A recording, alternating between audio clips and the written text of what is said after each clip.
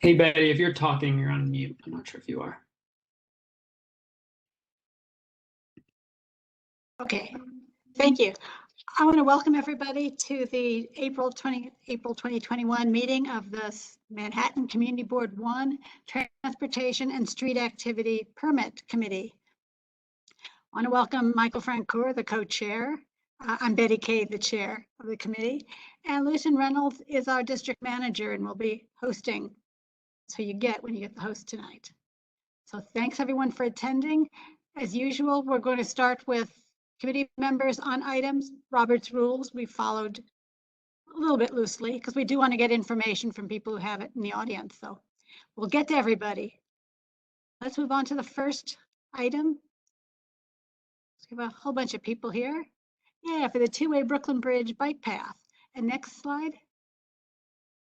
So I want to start by welcoming Manhattan Deputy Borough Commissioner Jennifer Santinez, who is going to introduce her people from the DOT in a large contingent. Thanks, Jennifer. Thank you, Betty. Of course. Thank you again, Betty. And good evening, everyone. I'm Jennifer Santinez, Manhattan Deputy Borough Commissioner at the New York City Department of Transportation. I'm joined here by a few of my colleagues from DOT, Sean Macias and Patrick Kennedy from DOT's Bike Unit, Paul Schwartz and Janine Kidder from our Bridges Division, Nick Petinati from our Urban Design team, and Jennifer Leung from the Manhattan Borough Commissioner's Office. We're thrilled to be here tonight to present our plans to add a protected bike lane and improve access to the Brooklyn Bridge, arguably one of New York City's most iconic landmarks. We're also cooking up a proposal to continue the protected bike lane treatments for cyclists heading north, and there's still a lot more work to be done for those proposals. So our plan is to return to the committee in a couple of months to present on those designs. For tonight, we're going to focus on our plans at the foot of the bridge here in CV1. And I know many of you are familiar with Center Street at Chambers. It's a busy intersection, and we're excited to talk through our thinking of how we can use this opportunity as we upgrade the bike path here to also integrate a design, have some music going on, integrate a design that will also offer an upgrade for pedestrians. So we're happy to take questions at the end of our presentation as always, and look forward to continuing our discussions and our work with the community board as we continue to upgrade and enhance our bike and transportation network across the city. And with that, I'd like to invite my colleague, Patrick, to share his screen and run through our presentation. Patrick, I'm going to give you permissions right now. All right, fantastic. Give me a second to get.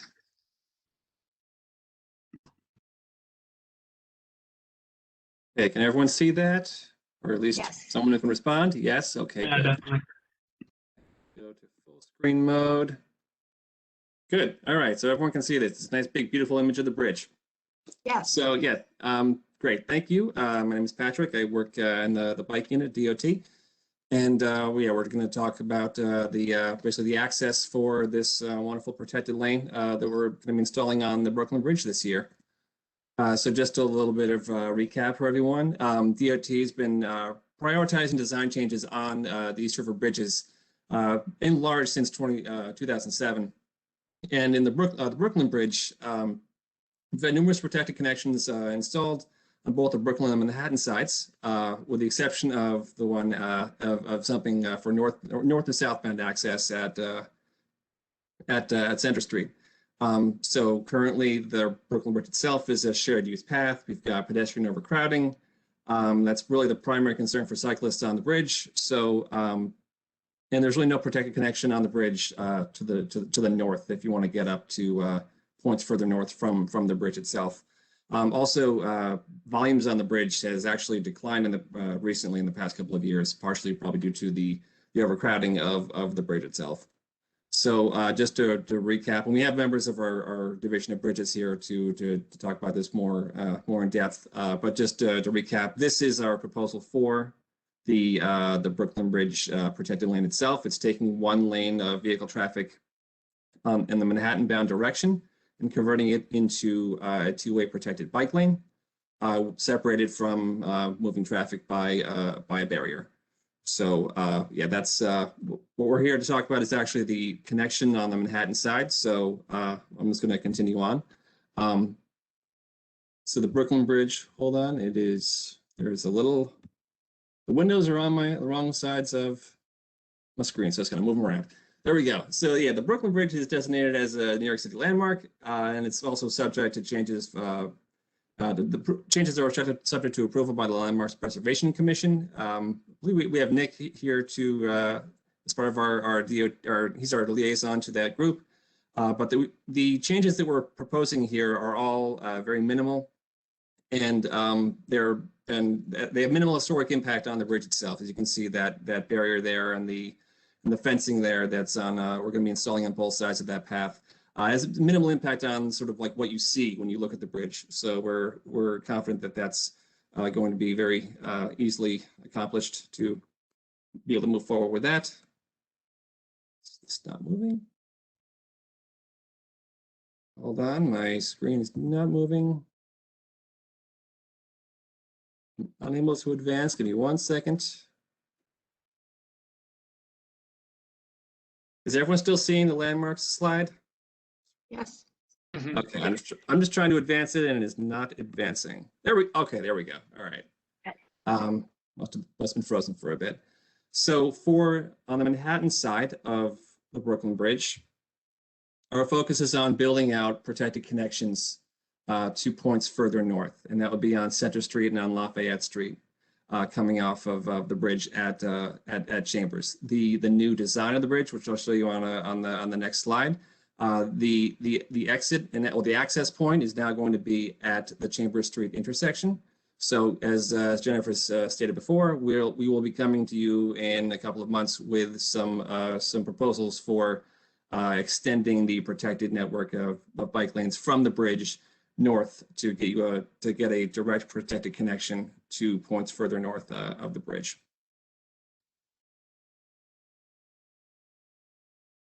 So at the sort of the bridge entrance itself at Chambers Street, where the bridge touches down. So this is sort of a rough drawing, but you can see. Can everyone see the mouse moving, or no? Am I the only one who can see that? We can see it. I see it. You can see it? All right, great. So The little this right hand. here, yes, is the new protected bike lane. It's going to be sort of hugging the left travel lane coming into the bridge, coming into Center Street. So we'll be taking that down from 2 down to 1 travel lanes. And then that two-way connection will end up basically in the middle of the roadway. So you can see from the cross section to the left here, it's going to end up in the middle of the roadway at the intersection with Chambers Street. And then we have to continue that further north in the middle of the roadway as well, at least until the two streets split apart. But when you put a bike lane in the middle of the roadway, you need to basically accommodate the turn movements that could be happening over that bike lane. You have to create a separate time for bikes to be able to proceed safely when the left turning vehicles that are coming off of the bridge and turning left onto Chambers Street are doing their thing, making their move. So what we're going to do at this intersection is we're going to separate the through bikes, the bikes being able to go north and south, with the turning vehicles. We're just going to hold the turning vehicles while those bikes are moving. So in order to create a protected time for bikes to continue on further north, they'll be in the middle of the roadway, at least up to the point where Center and Lafayette split. But that is our basic proposal for getting cyclists from this middle of the road protected path here, right in the middle of the roadway, to points further north safely, is to do it with time. So creating a protected time so that cyclists can go north and south while the turning vehicles are held. And yes, the goal is to get all the northbound bikes all the way up to the Lafayette protected lane. That's going to get them further north up into wherever they want to go. And then to create a protected lane on the Lafayette Street for the southbound cyclists so that they can access that from either Spring or Grand or wherever they're coming from. And so for timeline for this, and we're presenting to City 1 of Manhattan right now. We're going to be completing traffic analysis and design for the for this connection, and then hoping to return sometime in the next couple of months to present these two connections to you. And then hopefully in the fall, we'll be able to implement this. So are there, I guess we've gotten to the questions point. So are there any questions? There certainly are. And Tammy, you had your hand up before we finished. Like to speak? Tammy, you muted?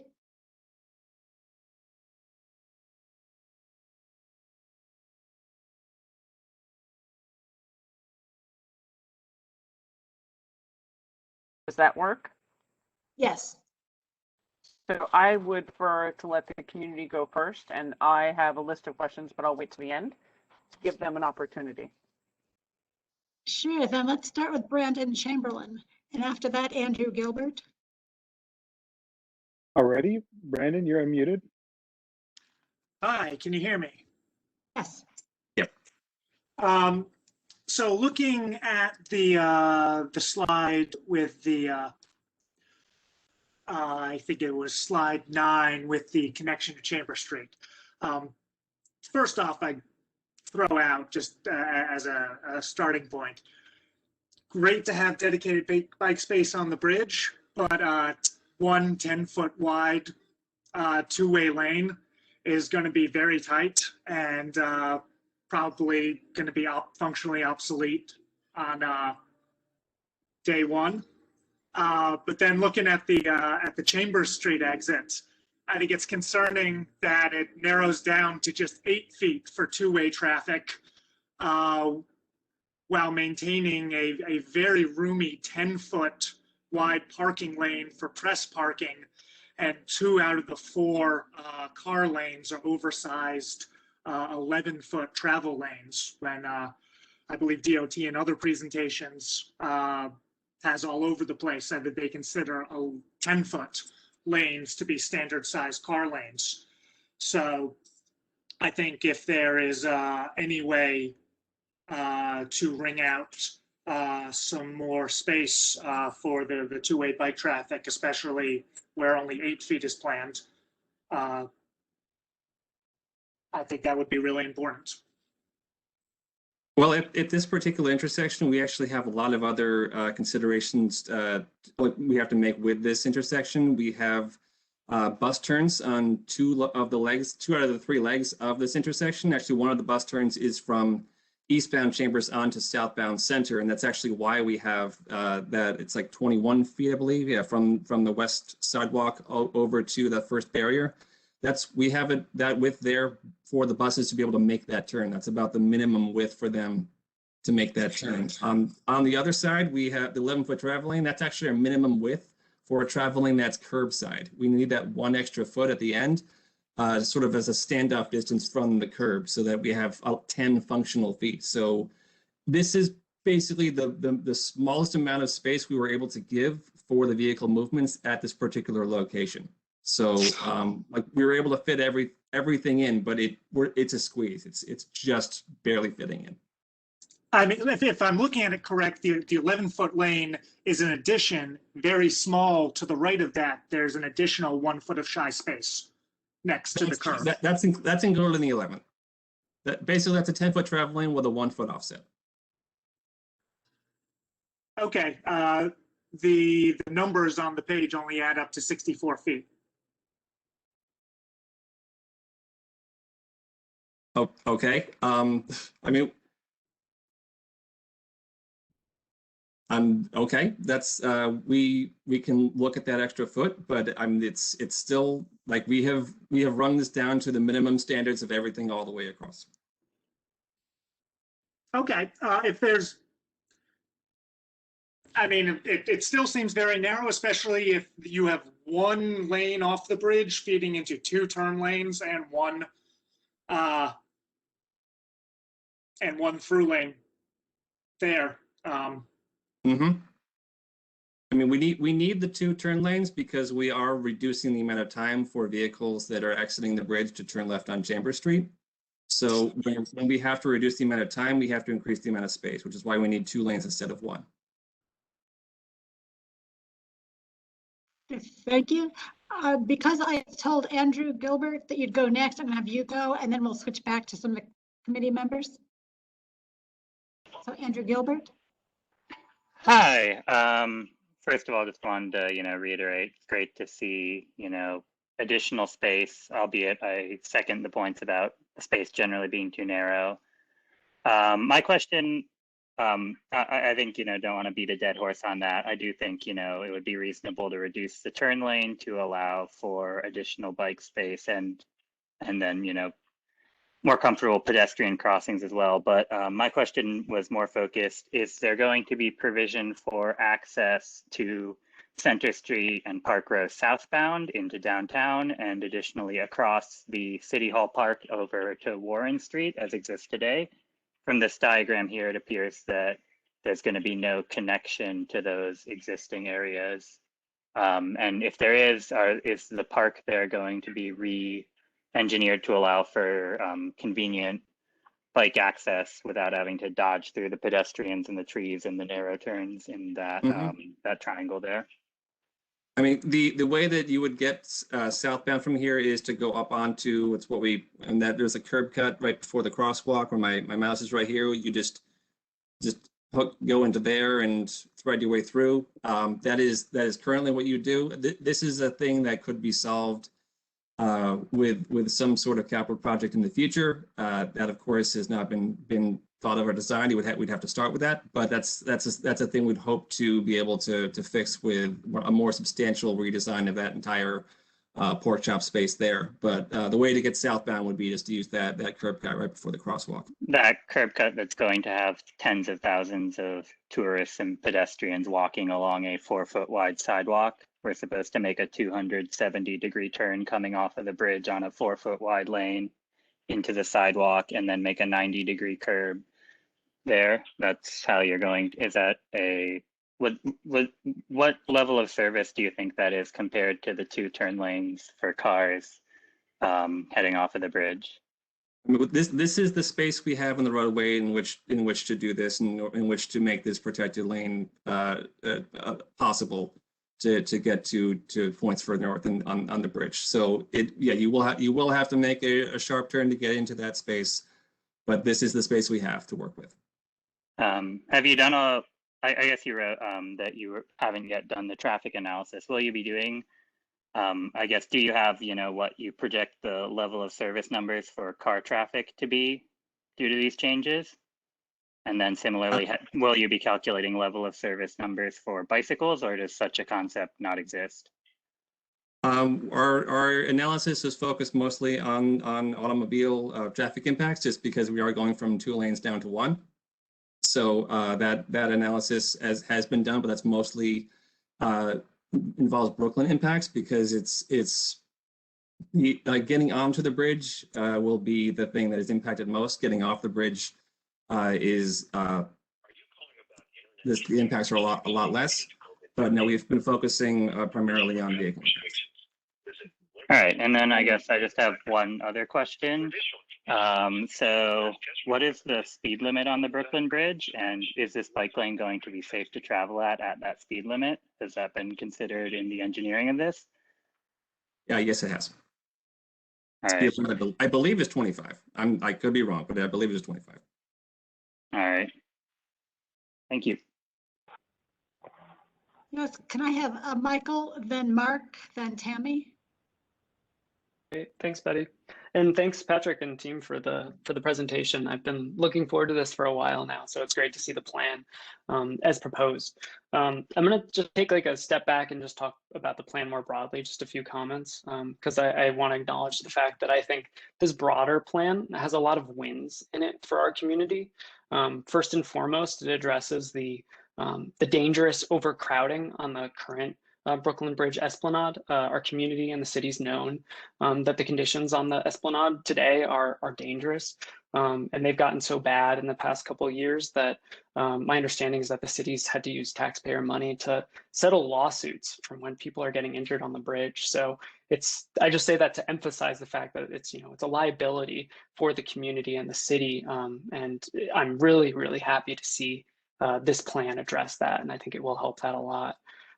Secondly, like just having a dedicated space for cyclists, I think is a win. It's big for our community. A few months back, we had the Downtown Alliance come before our committee because they had done some research on cycling in our neighborhood. And they found that a significant chunk of residents and workers commute and get around the city via bike. And so for them, this is going to be the first time in years, at least since I've been in the city, that they'll have a functional, reliable, safe way to travel via bike over the Brooklyn Bridge. And I think that's going to be a really valuable asset for our community as we try to come back strong out of the pandemic. And finally, I want to talk a little bit about traffic. I'm sure there's a lot of people on the call that are wondering, they see this plan, they're like, hey, the Brooklyn Bridge is already congested. Taking a lane of traffic away from cars, is that going to just make traffic worse? And to try to address that, I do want to introduce briefly the term induced demand. And this is a phenomenon that a lot of you are probably familiar with, but if you're not, it's the phenomenon where as we increase capacity in our roadways, rather than seeing a decrease in traffic, we actually see an increase in traffic. And that's because as supply of road space increases, the cost of driving goes down. It becomes easier to drive, and so more people hit the road. And the history of the East River bridges and crossings is a great example of this. Back in the 40s and 50s, when Robert Moses was trying to alleviate congestion and gridlock on the 3 East River bridges, they built the Brooklyn Battery Tunnel. But what they found is that a few months after the Brooklyn Battery Tunnel opened, it was already serving at a capacity that was like double what it was intended. And there was traffic building up on both ends of the tunnel. So they didn't, and when they looked back at those original East River bridges, they found that traffic hadn't decreased at all. And so they didn't achieve we got the Brooklyn Battery Tunnel, but we didn't achieve the outcome that we intended. And I bring that up because the inverse to induced demand is also true. When you take space away from vehicles, that traffic disappears, and it doesn't reroute. The significant chunk of it disappears, and it's not like a magic trick, because people are rational. We behave rationally. Drivers change behavior, so some drivers will choose not to drive at that time. They'll drive at a different time. Some drivers will change modes of transportation, and others will say, hey, you know what? I didn't need to do that trip so bad in the first place. I'm just not going to go. And I think to that point, like once that traffic disappears, we also see a decrease in the harmful side effects of car travel. That's traffic violence, that's greenhouse gas emissions, noise pollution and air pollution, all things we want less of in our community.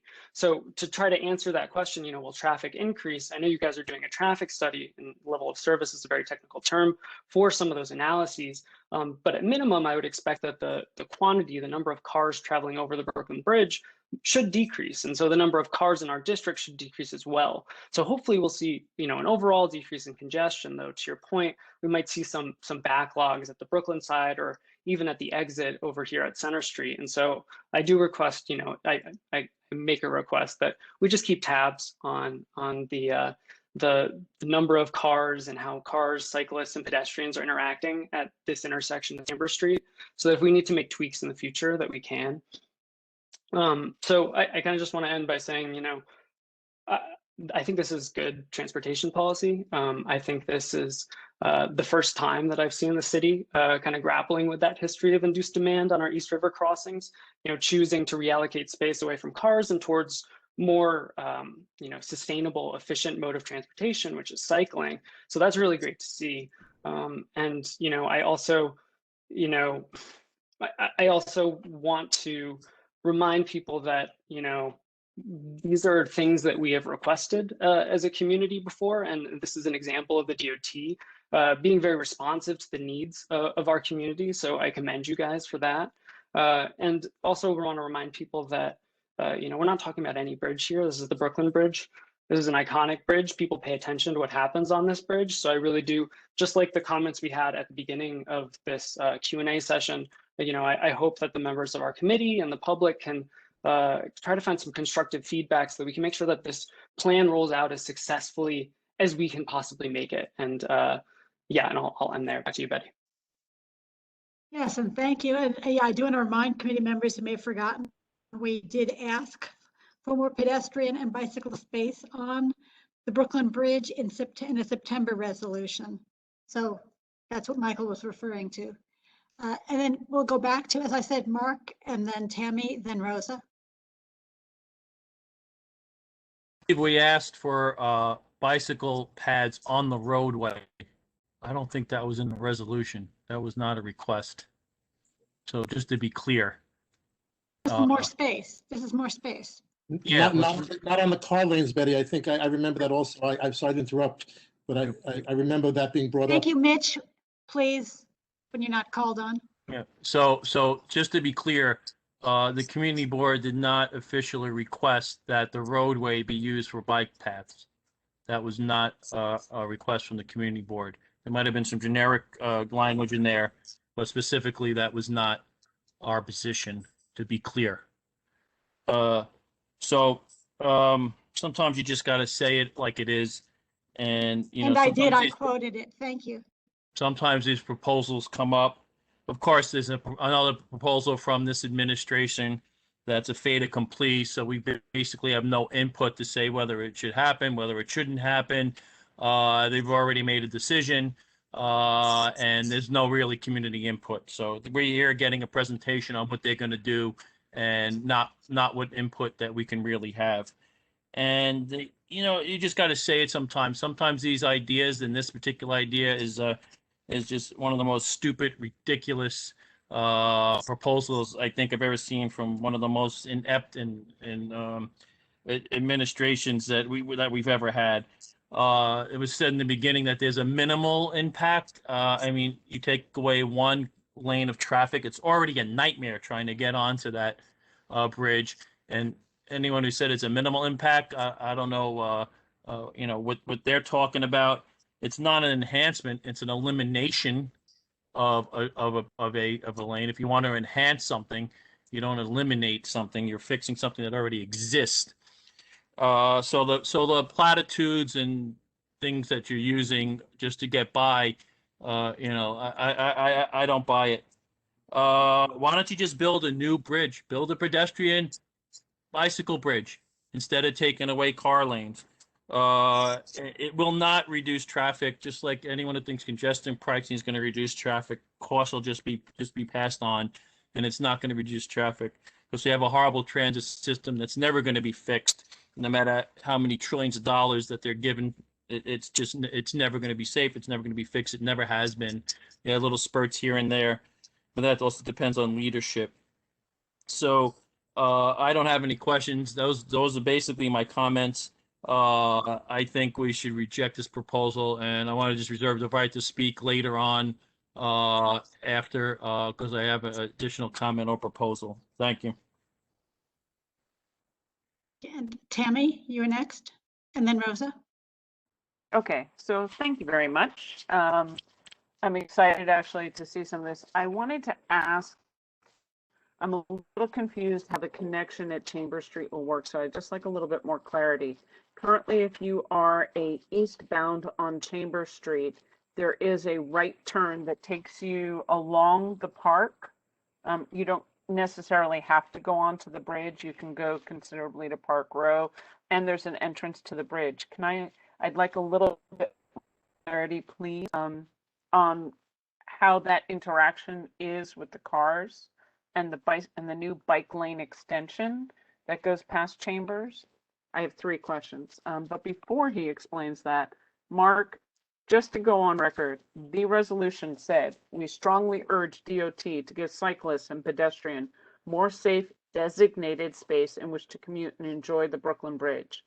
And we wanted them to engage with the Brooklyn Bridge Forest team to study the impact of the plan on the environment and traffic patterns versus not increasing pedestrian space. And then return to CB1 so we can opine on a plan to implement their winning Reimagining Brooklyn Bridge entry. And DOT should add the creation of more pedestrian and cyclist space on the Brooklyn Bridge to their master plan. That does not say take away traffic lane. It doesn't say that. Mark, yeah. Don't interrupt me. Be fair. I didn't interrupt you. and those are Robert's rules. Okay. I've now read what we passed in September.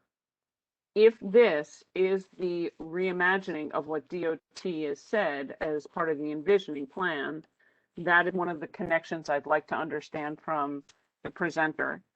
Because one of the other things in that plan was the idea that the current closed off exit from the Brooklyn Bridge might be able to somehow be worked in to help divert traffic, potentially cyclists or vehicles, to help reduce the load coming off the bridge towards Center Street.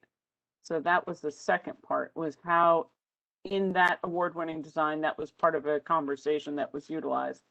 I don't see any of that represented here. So that's my second. Okay, so do you want me to start with the first? Yes, please. Thank you. All right, so just to recap, so I have to make sure I understand. You're asking if you're in a vehicle, or if you're in a bike, or if you're walking eastbound on Chambers and you're making a right-hand turn, how that would work, correct? Right. How that interplays with the current protected bikeway as it comes off the bridge. Yeah.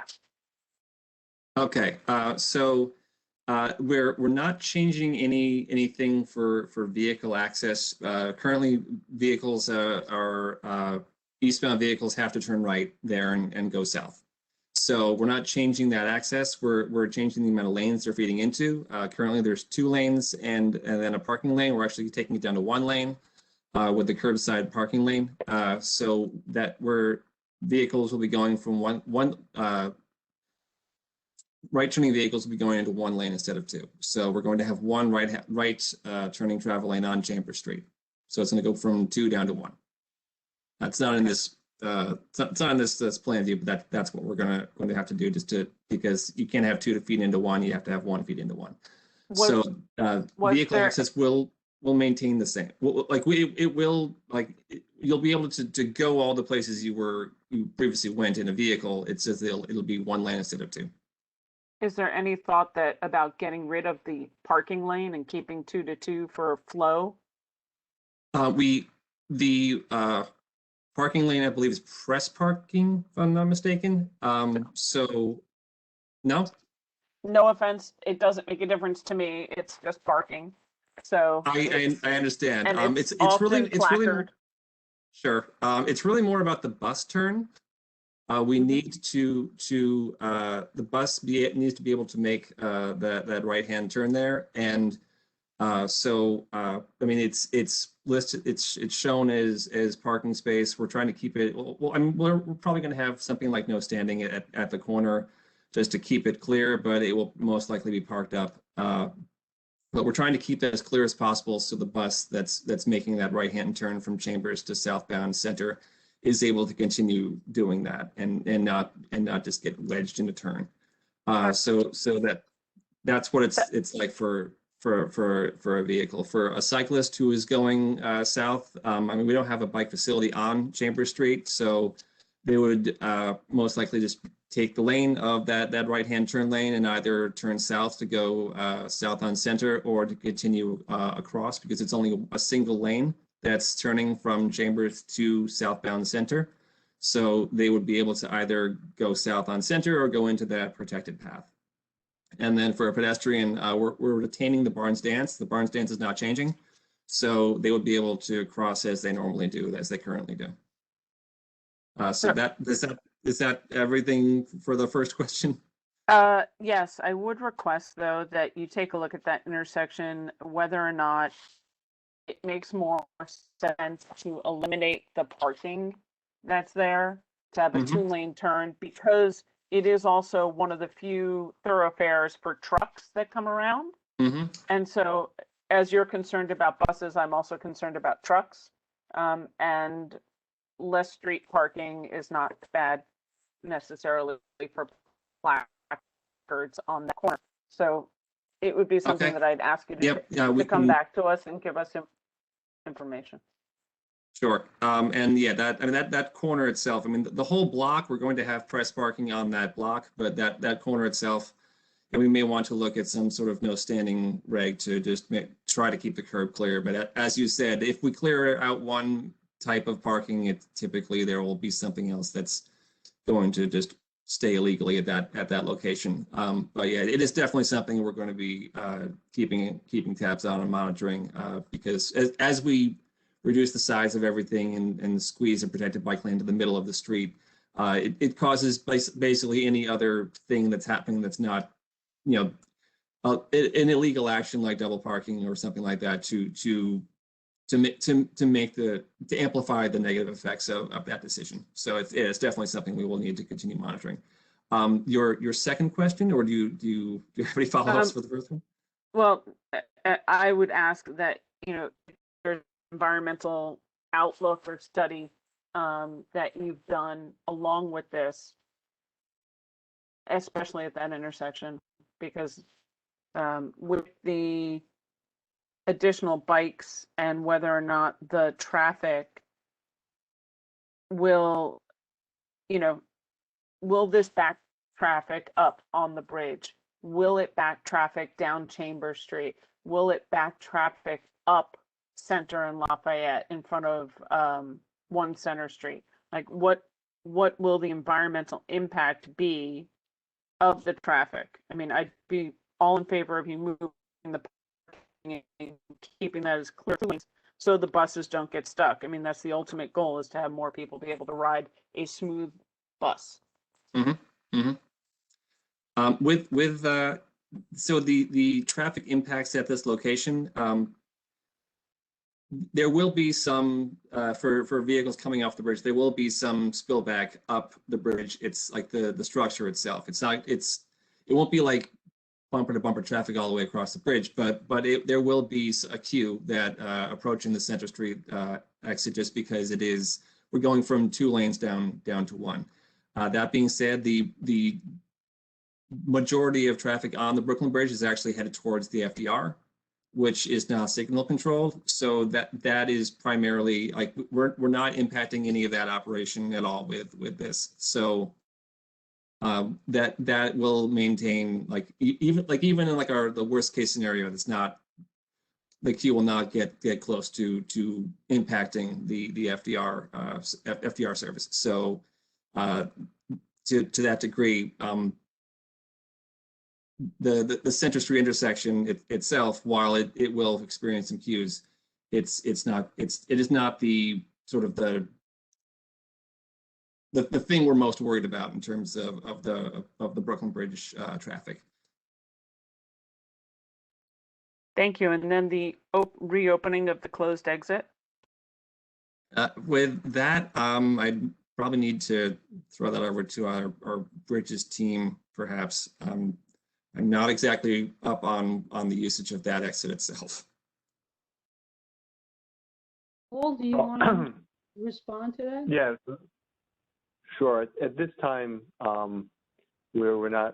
that's not being contemplated as part of this project. There certainly could be an opportunity in the future for reimagining and what that could look like, but that is not something that is being worked on in relation to this conversion of the 1 left lane to a bike lane. So I think, Paul, I appreciate that follow-up, and I would say to your colleagues that if parking and the congestion over there is an issue, it seems perfectly fine for NYPD to be able to use that exit and the through tunnel underneath as parking for themselves. Then perhaps we could take a look at moving the press parking over there as well, to clear up travel lanes for buses and trucks around City Hall. And I would urge you, as part of this project, to ensure that could get done. Investigate that. Noted. And thank you.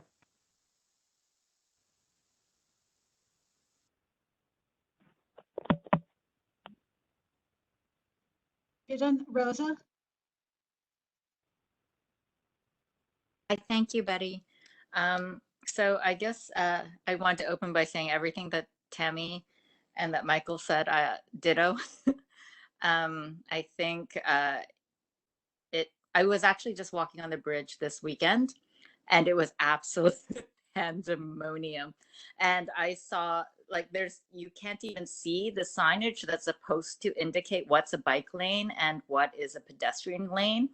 And they're so narrow to begin with that people automatically assume that wherever your right side is your pedestrian lane in both directions. And I actually saw a cyclist run into a pedestrian from behind, which was frankly an inevitability, because there's zero signage. And so I guess one of my first question would be, is there any plan? I mean, obviously this is a longer term plan. So is there any plan immediately in the schedule to put new signage there? Because it's not legible. There's no signage, and what there is completely worn down and illegible. And so cyclists know, because they do this all the time, that they're supposed to go in one lane.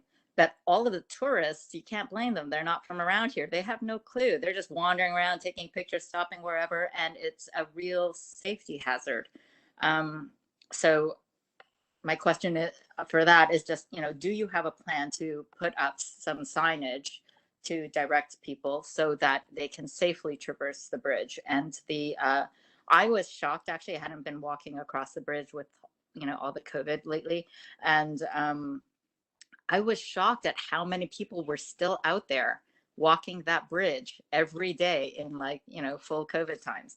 So I think it's absolutely necessary to address now. So that related to that would be, when is the anticipated schedule for this work? And I do think it is a great concept and idea. And then to another point that was brought up earlier, when the Brooklyn Bridge was originally designed and built, there was actually no vehicular traffic on it in the first place, I believe. So let's give it all back. Although there was that whole other train system or trolley system. Then I guess this doesn't really, I know based on our old resolution, this doesn't that plan, at least in terms of the cyclist egress off the bridge on the Manhattan side. Is that correct? Because I believe that was taking over, that proposal actually involved a sort of a weird, up stair across street traffic, then down into the police exit, well, where the current police parking off ramp is right now. So I actually think that this makes a lot more sense. It's smoother. You don't have to take bikes upstairs and go around. But I guess in terms of our actual resolution, this doesn't respond to that in that specific way. And let me see. Sorry, I had a few other things. The other thing was, are you able to share with us what your plans are for the areas and the vaults and the land under the Brooklyn Bridge at this point, since that work is ongoing? And then last question is, the pedestrian crossings under the bridge with all of the ramps, off ramps and on ramps at Pearl Street is crazy dangerous and not signaled very well. And I see, frankly, so many of our elderly and mobility challenged community members just trying to cross 4 different off ramps and on ramps to get to the other side of the street from the north to the south side. And I can't believe it hasn't been addressed yet or looked at, because it is a real safety issue. And I'm being told it's a safety issue basically from people who are totally able-bodied and runners. So for people, and every time I go there, I see somebody with a walker or wheelchair trying to cross the street, not very quickly. And it's a really dangerous situation. So sorry to throw all that at you at once, but would love to hear your responses. Most of those questions, Paul, I believe, fall into the bridges purview.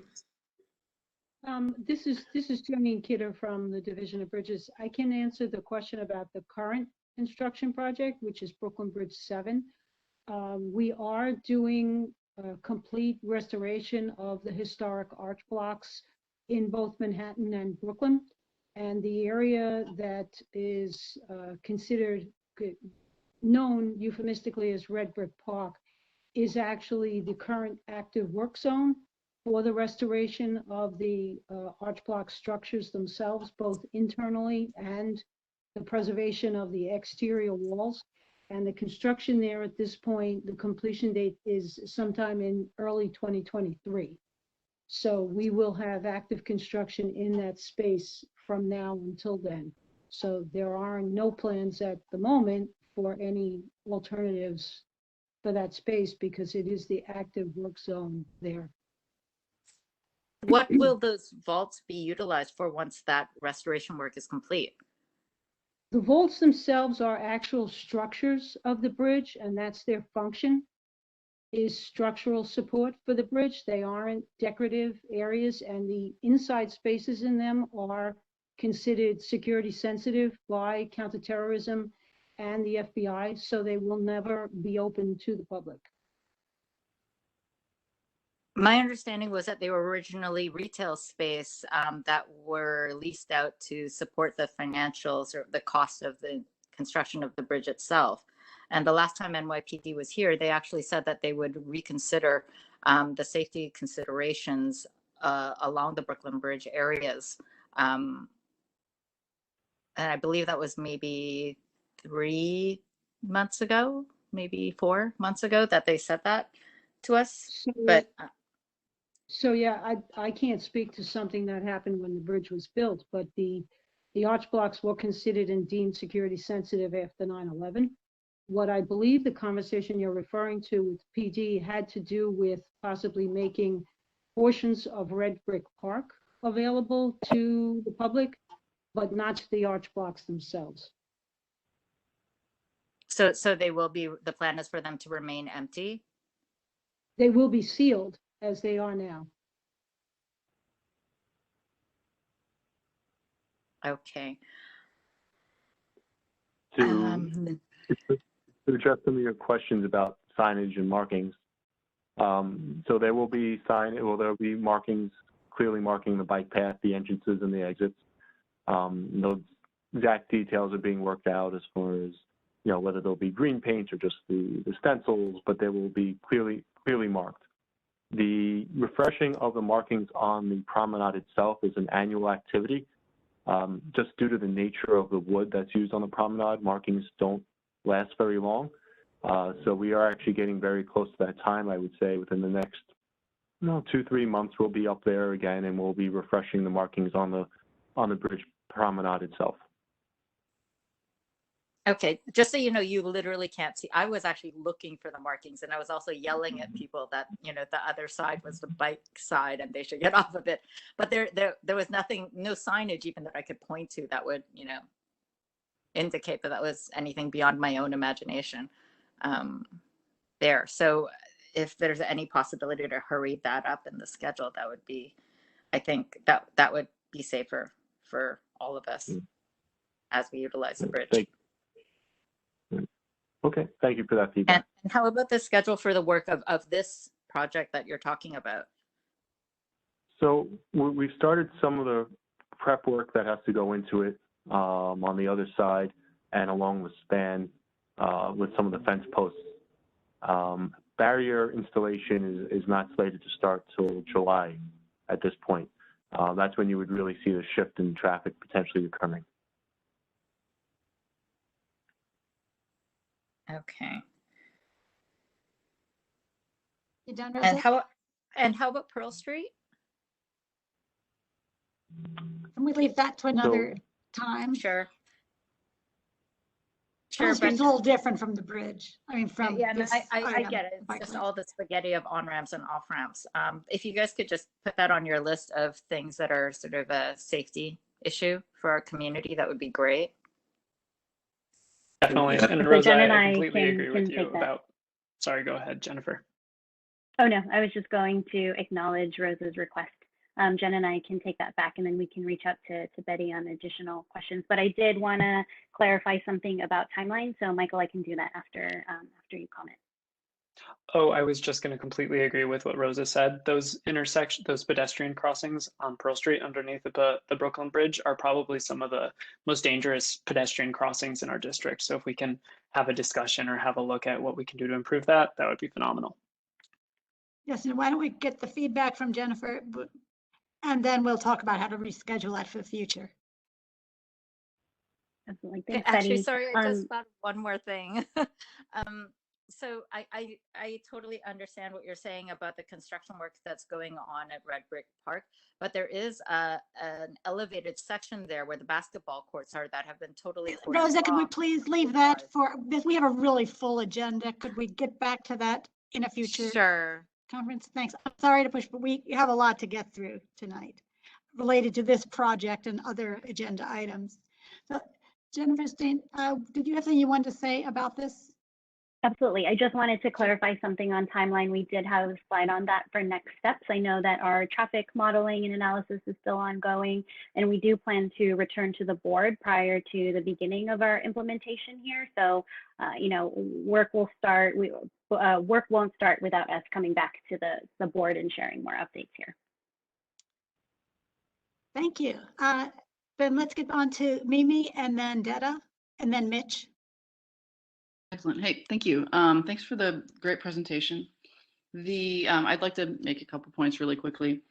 I was doing the math because this has been up for a little while, and it is 65 feet from what I gather. So I just wanted to say that in the record. It looks like it is 65 feet. And just a really quick one.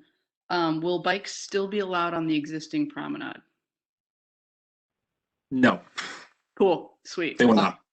Love it. Yeah, and Mimi, I don't want to, when you Sure. talk about signage, if you would also point out, as Mimi said, to make sure that the bikes are directed, that they're prohibited from going. Yeah. It's pedestrian only. Yeah. But thank you. I think for that's a bringing that good. up, Mimi. Yes, when we make this change, all applicable signage will be changed and updated so that people are given clear directions on where to go, where they should and should not be. Okay, and remember, no mopeds. Thank Oh you. yeah. I'd also like to say that 4 feet is plenty of space. I'm an avid cyclist. I love riding in Lower Manhattan, although it's a little scary at times. But yeah, I think that 4 feet is plenty of space. So I look at the intersection a lot, this Chambers and Center Street intersection, and like a lot of police cars come over the bridge and they make a U-turn right at the end of the curb of the triangle. They won't be able to do that anymore from this, I'm gathering. There will be a They barrier. will not, no. They'll have, Okay. I mean, they may do that in the intersection, but they will not be able to do that in the I guess the end of the pork shop you're talking about, right here, that little Yeah. little ramp area. Yeah. They U-turns Yeah. there. Yeah, those are Jersey barriers there. They will not be able to get over those. Okay, cool. And I think that's it. That's all I got. Thank you so much. Great, then Detta, and then Mitch.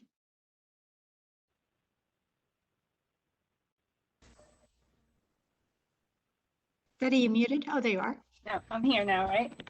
Okay, so I wanted to thank the DOT for their work on this. As others have said, that upper path is really unworkable as it is and has been for a while to try to be a bi-directional pedestrian and bike path. I think a 10-foot lane bi-directional, especially sandwiched in between two fences, no buffer, is super tight. I think there's enough bike volume to merit something larger, but I understand you're working with the available space, and that's what the space is. But given that it is 10 feet and that you'll want to have all of that available to the bicyclist, I want to make sure that pedestrians do not take that route. Like on the Manhattan Bridge, there is separate pedestrian and bike, and the same on Williamsburg, but sometimes the pedestrians go on the bike side.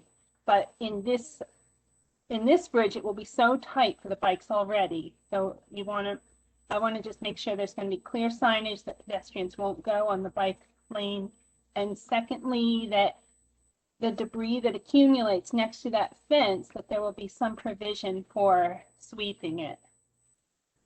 Those are my I mean, we plan on having all of the signage in place for the basically so that bikes know where they need to go, or cyclists know where they need to go, and pedestrians know where they should be. Also, and I mean, definitely at the sort of the gateways at the Manhattan and the Brooklyn ends. It's going to be green paint, bike symbols, that type of thing in the roadway to indicate that this is a bicycle space. I mean, on the Manhattan side, this is in the middle of the roadway. It's kind of hard as a pedestrian to sort of wander into that space. It might be a little easier on the Brooklyn side, but because it's coming off of an existing path in the middle of the roadway. But then on the Manhattan side, it's going to be kind of hard for pedestrians to sort of wander into this area. But yeah, we are going to use our design toolkit as much as possible in order to make it clear that this is a bike space and that bikes should be there. I'm sorry, your second half of your question was about maintenance. Yeah. So this is wide enough for all of the existing bridge maintenance vehicles that are currently used on the Brooklyn Bridge itself, like on the Promenade to access this here. I don't know, Paul, if you want to say anything else, but yeah, we should have no problem maintaining this either with debris or with snow removal. Right, and what you'll see a similar operation what happens on the Promenade. We use the same toolkit to adjust this. Thank you. Welcome.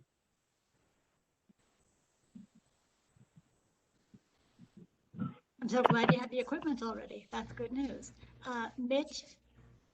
Oh, Betty, thank you. First, I just wanted to address a few things before I give an opinion. I take at face value what Tammy read before about the resolution or the thing that we wrote that in September. The only question I have, I specifically remember I voted for it because I want more safety and space for pedestrians and bicyclists. But I specifically remember saying not at the expense of creating another problem.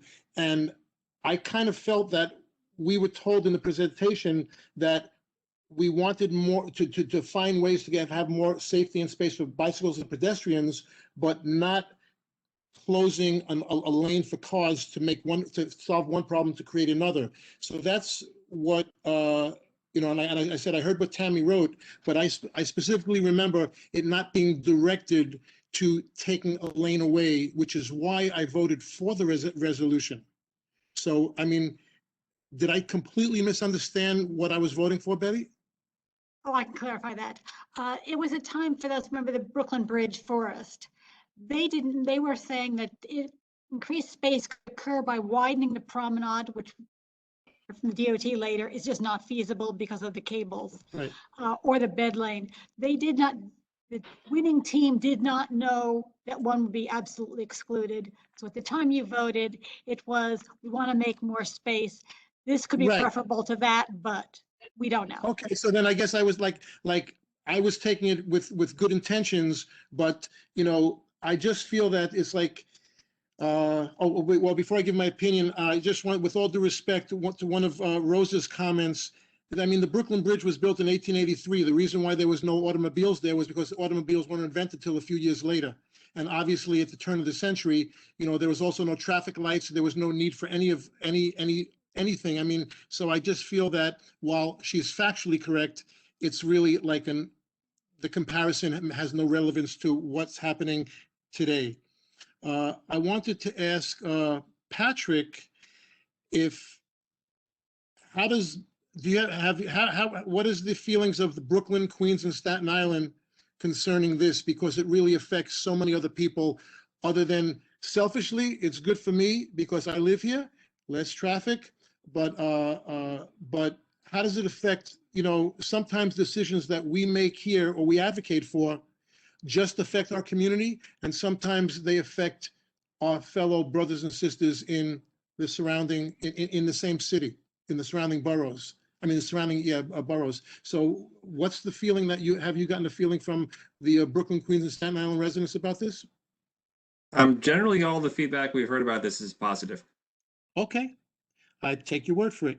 I know that I've heard other things from people that I know that live in the boroughs, and then just to give my opinion, I don't have a car, Patrick, so I just wanted to start with that. Once in a while, a couple of weeks ago, I had to borrow a family car to go from the Bronx to come down here in Tribeca to pick up some equipment to bring out to Long Island. It was one of the things where I couldn't have done it any other way. Around 10:30 on a weekday morning, it took me 45 minutes, which would normally be a couple-minute ride, non-rush hour, going from Manhattan out to Brooklyn. You know, like not coming, you know, 45 minutes, and traffic was back up to where the bicycle entrance is when you're coming off Center Street. And until I got to the middle of the bridge, they were just doing some construction, so there was just 2 lanes that morning. I can't like. I Talking about Brooklyn bound? Brooklyn bound. Yes, yeah. I mean, the direction of the bridge, the volumes are very, very different, and the Brooklyn bound is typically where a lot of the most congestion it happens. So Right. I mean that's. But right, so I understand that, but during rush hours, Mm-hmm. I mean, it's not going to be the Manhattan bound is, you know, or you know, opposite, you know, times. It's the minimal impact that, like, I do have. I disagree with that completely.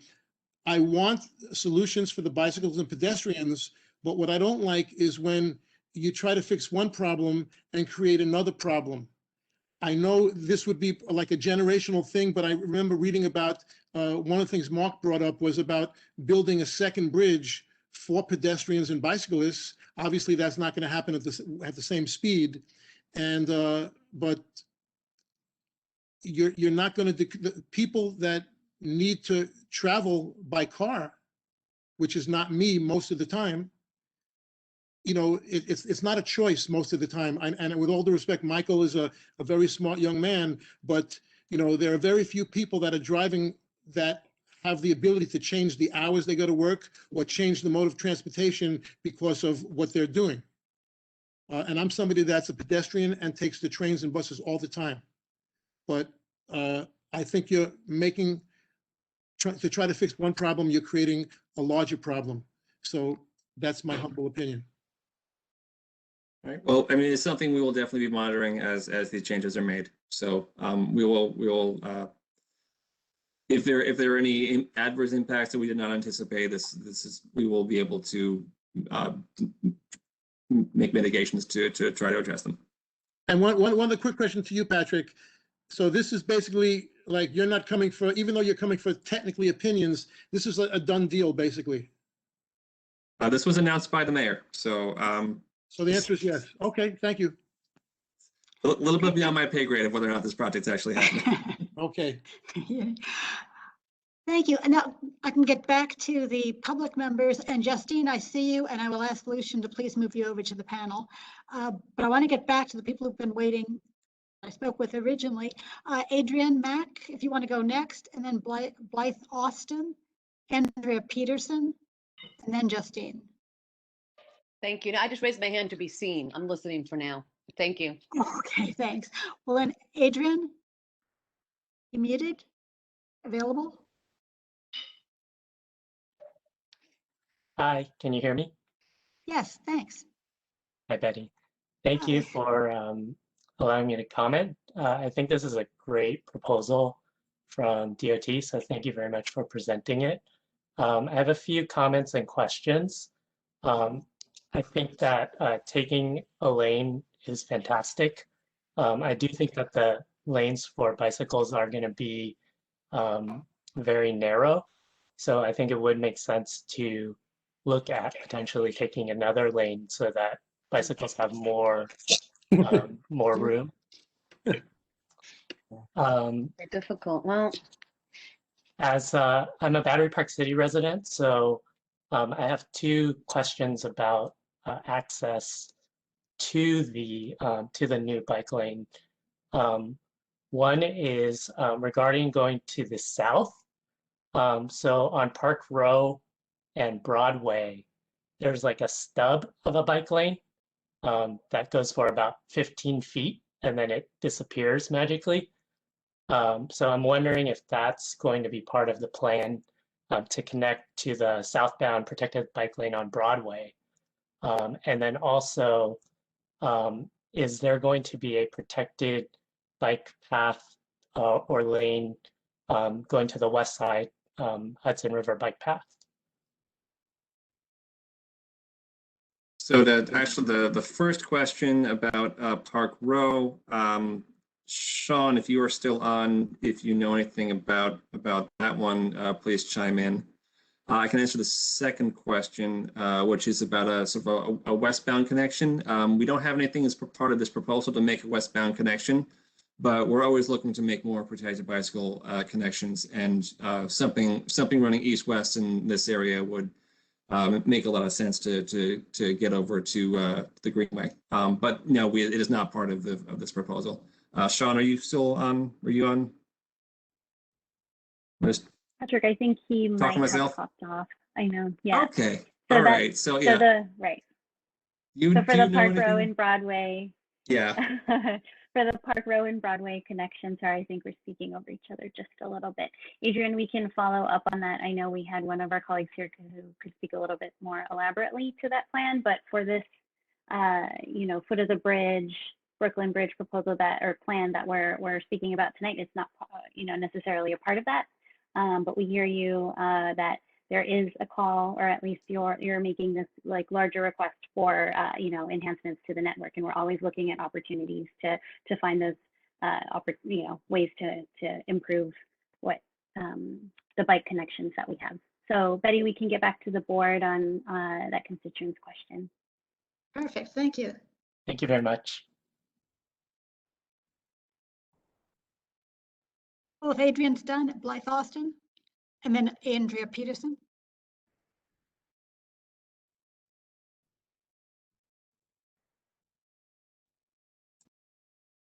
Blythe, are you muted? We can hear you now. Can you hear me now? Yep. Yes. Okay, great. Thank you. Thank you so much for the presentation. Confession, I am a Brooklyn resident, but I have walked and biked over the Brooklyn Bridge and through the financial district many, many times, and anticipate doing it many more times to these new lanes.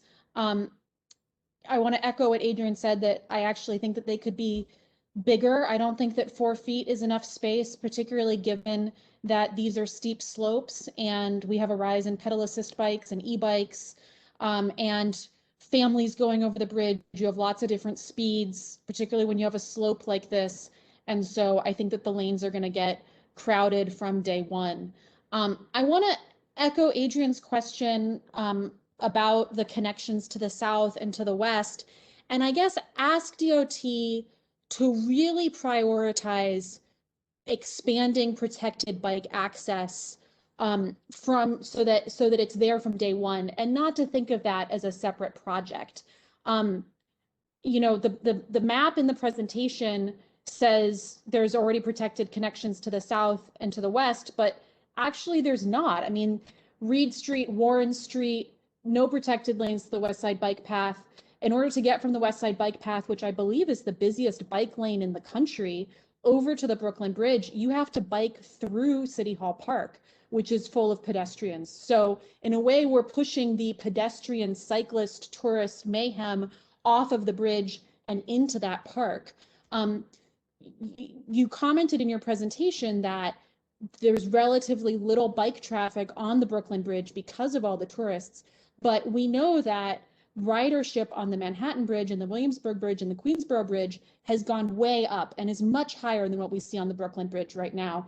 And likely you're going to build these lanes and people are going to come, and we're going to have cyclists going in and out, navigating through the financial district to the Brooklyn Bridge, and there needs to be safe infrastructure. By thinking of this project in isolation from the rest of the community, you're setting up for clashes with pedestrians and unfortunately crashes with vehicles, which could lead people to being injured or worse.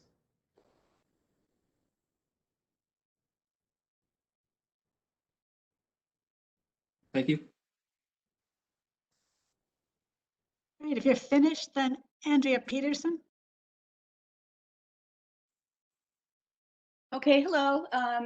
Thank you very much, Community Board and DOT, for doing this wonderful presentation.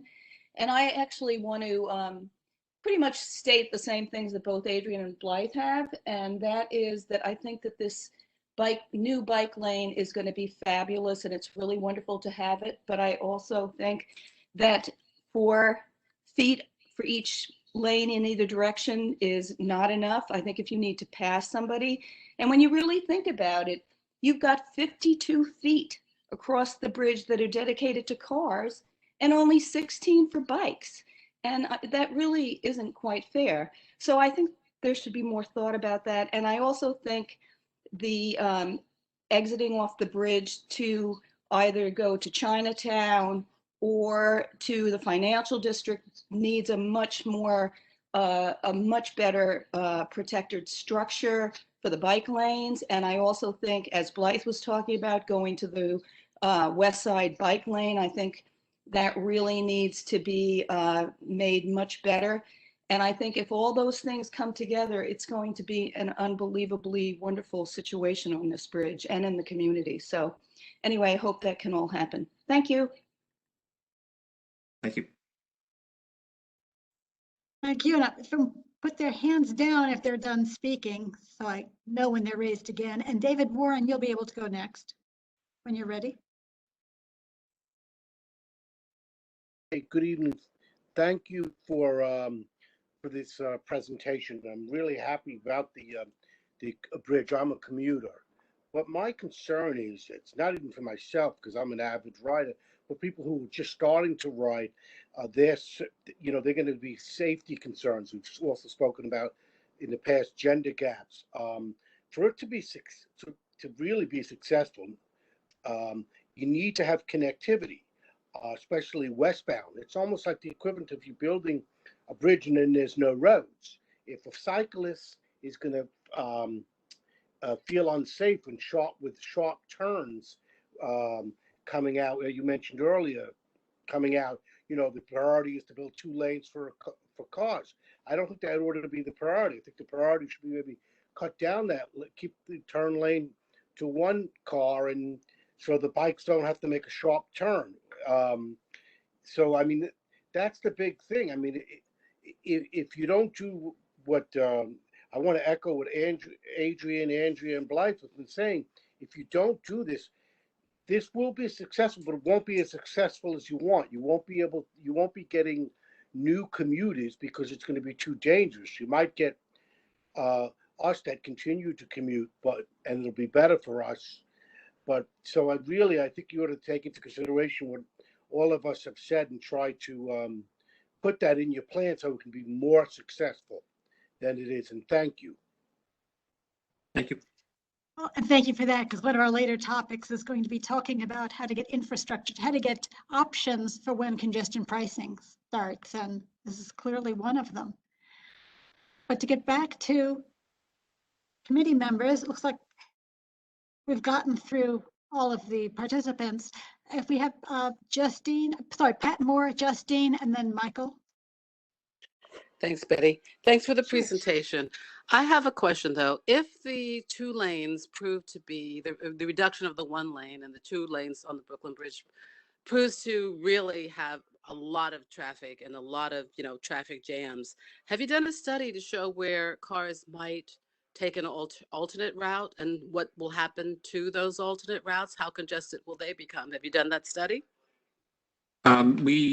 It's hard to predict where vehicles are going to go based on these changes. We anticipate that if like the queue becomes significant on the Center Street exit, that people will probably either divert down to the Park Row exit or to the FDR, and then just find other routes, or even just not avoid the entire bridge, avoid the bridge entirely, take a different bridge.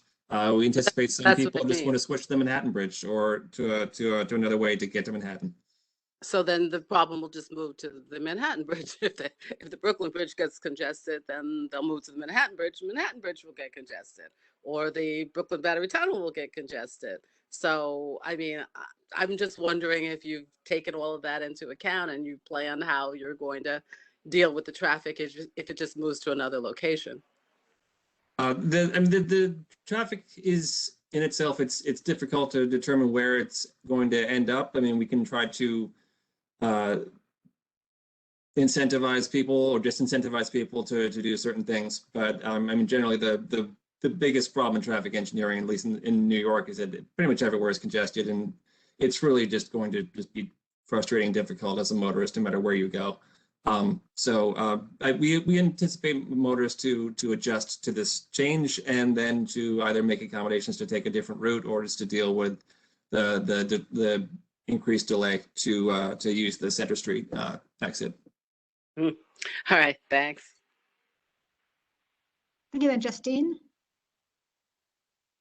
Okay, good. So thank you for this presentation. I'm sorry I came into it a little bit late, but I think that I just wanted to comment about the size, the 4 feet of the bike lanes either way. I think they are probably too small.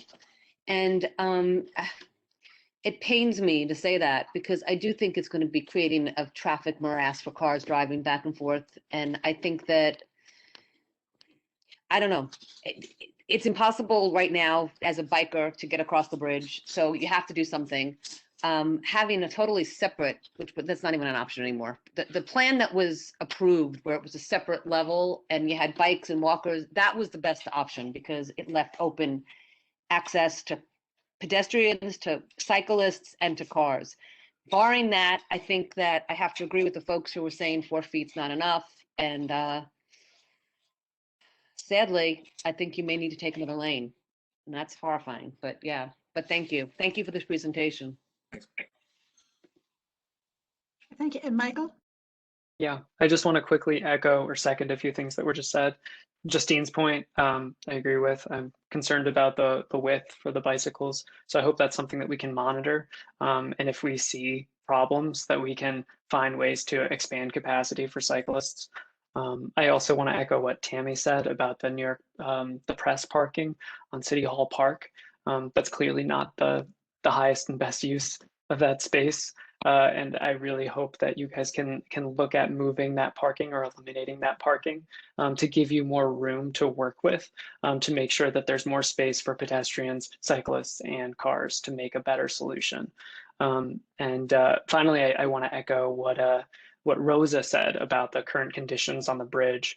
Because of COVID, the pandemic, there was a bit of a respite from the crowds, but over the past few weeks, as the weather's warmed, the crowds are back. It is very dangerous on that bridge.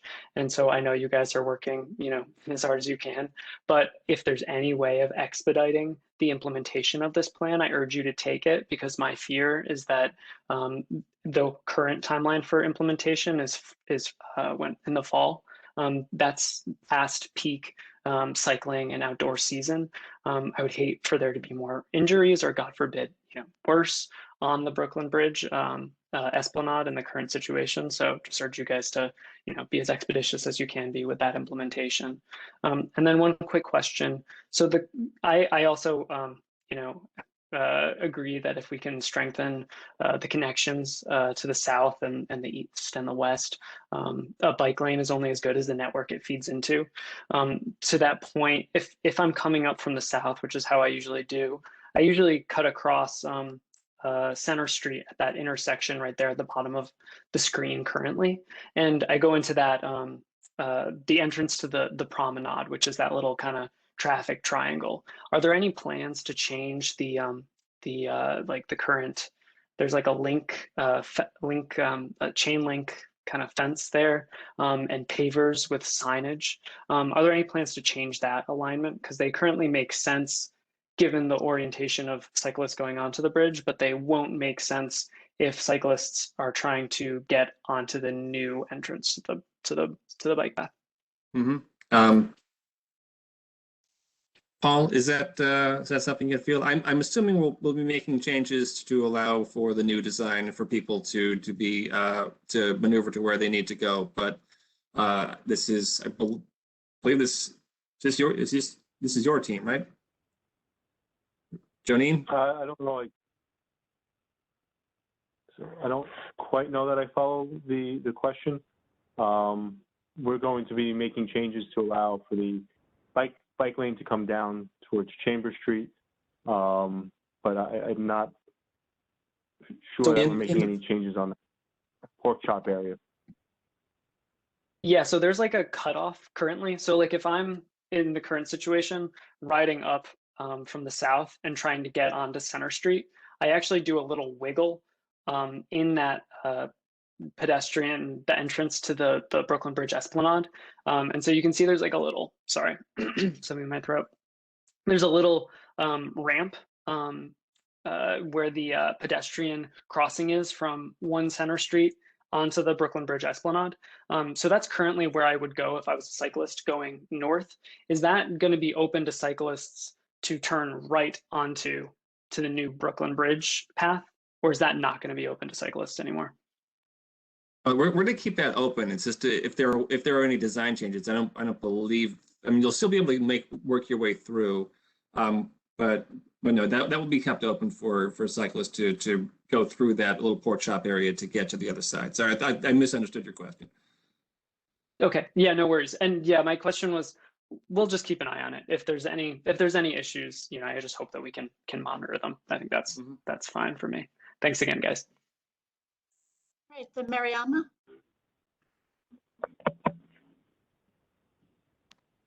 Hi, thank you. Yeah, I was very concerned too about the bikers not having enough room, even as a driver. However, I have really, really huge concerns as a driver based on what I've seen about the plan overall. Not that I expect, you know, it to be changed, but traffic is probably more than it even was before the pandemic. And I know I looked into a study that the Department of Transportation did.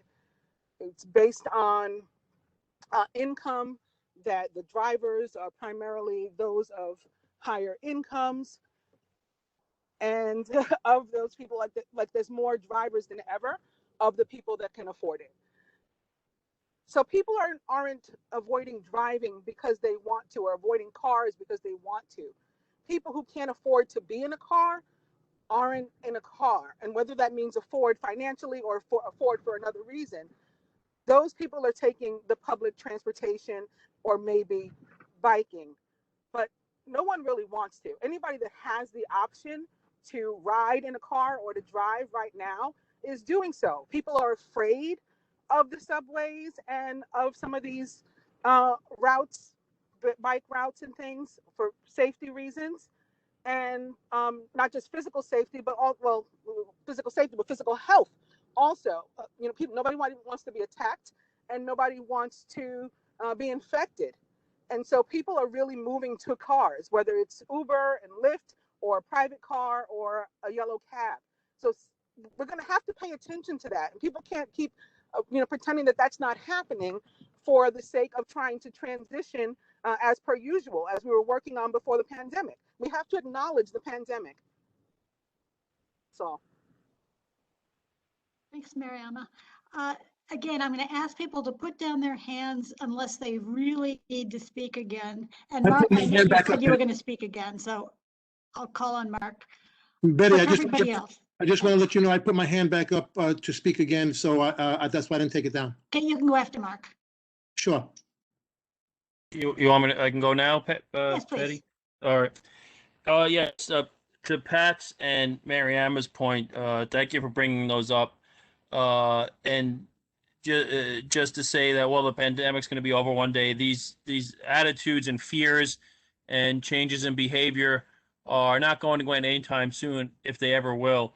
And Pat's question really hit the mark. I mean, she asked, well, where are the other where are the cars going to go now? And the answer was, well, I guess they'll go over here or go over there.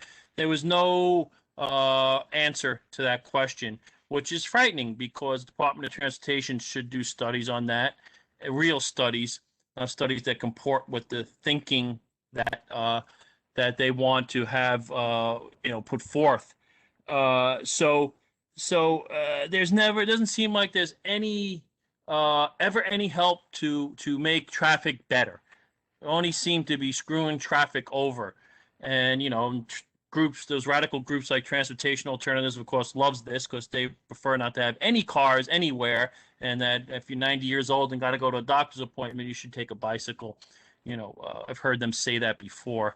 So So I'm even more disappointed in that, particularly the answer to Pat's question, that they're doing something without knowing the consequences, the real life consequences, not the whatever fake study that was done to justify this.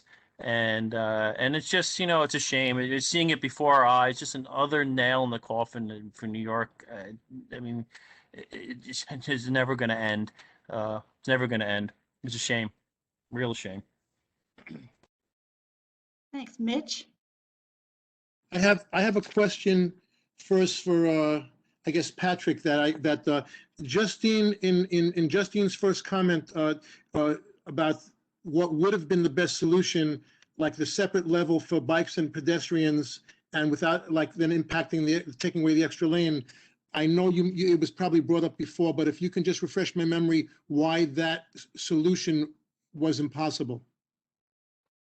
Jonine? Yeah, I think that that Betty said it early on, that there was. I can't. Could you talk a little louder, please? I think that Betty said it early on in the meeting that a while ago there was a serious look at expanding the promenade area, and there are very genuine concerns about how to fit that in with the existing cable arrangement. Okay. And also the potential issues of the weight.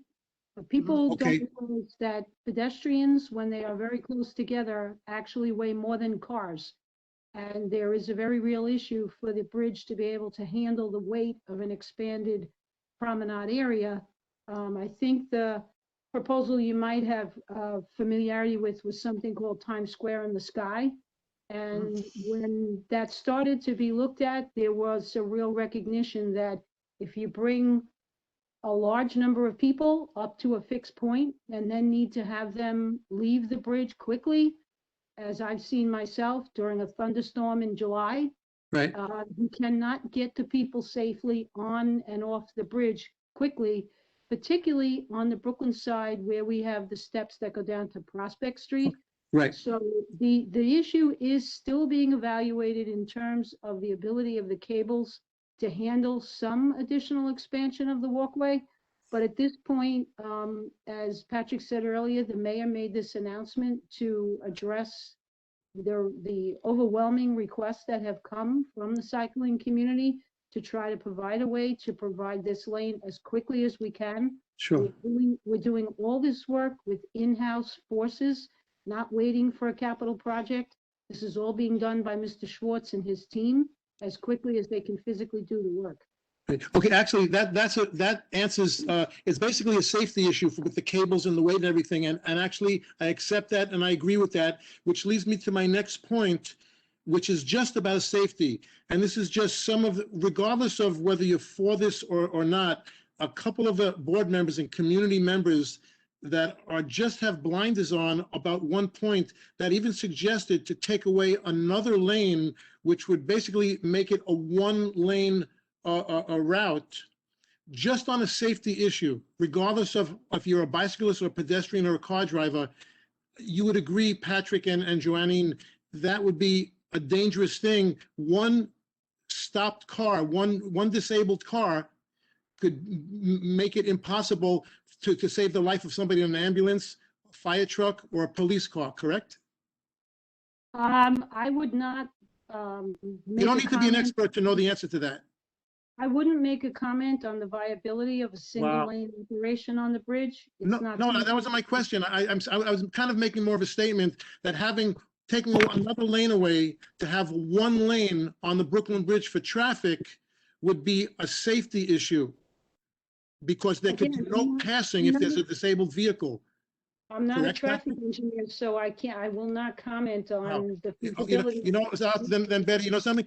When this is the thing where people hate not personal, but hate the things like where people will comment in government on certain things, and this has nothing to do with which side of it doesn't take an expert to know that if you have one lane and a disabled vehicle, a police car, a fire car, and ambulance cannot pass.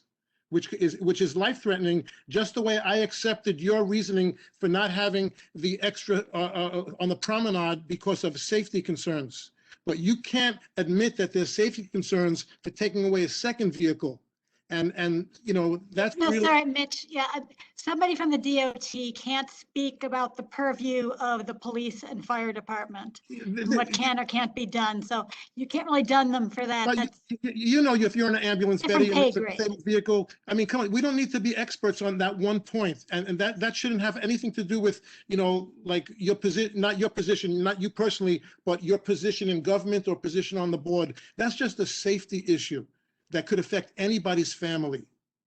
So I'm just talking about taking away an extra lane.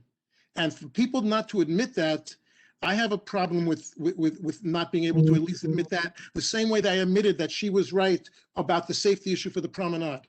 Mitch, what I would suggest is, I was going to do a resolution, and in it you could say that the DOT investigate whether this, how the routes, the cars into Manhattan could be evacuated if there was an emergency behind them. No, I was just saying for the people that suggested taking an extra lane away, not for the plan now where there would be 2 lanes of traffic so an emergency vehicle could go around.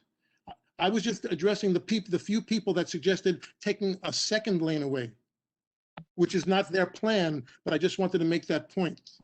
Oh, then that's fine. Then you like their plan because it gives you this space potential there if necessary, which would be the unfortunate part. I'm done, Betty. Thank you. Yeah, thank you. And I'm going to ask quickly the people who are participants, because I see your hands, are they still up or do you want to speak again? So David Warren.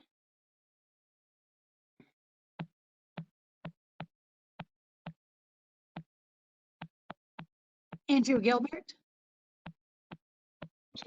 Sorry, Betty. I was slow in the draw. David Warren is unmuted. Okay, thanks. Just quickly, I mean, I'm a little startled because one thing, just a quick question, that there's no protected bike lanes in any of this. That's what's really scaring me. So thank you all. I know it's been you all have been controversial and working hard on it, but I'm just mystified why there's no protected bike lanes.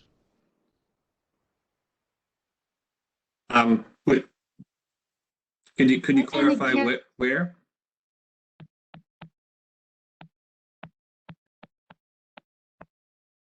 So when you're coming off the bridge, where you're turning, the access to and from the bridges and some of the lanes are not protected, and that's what I'm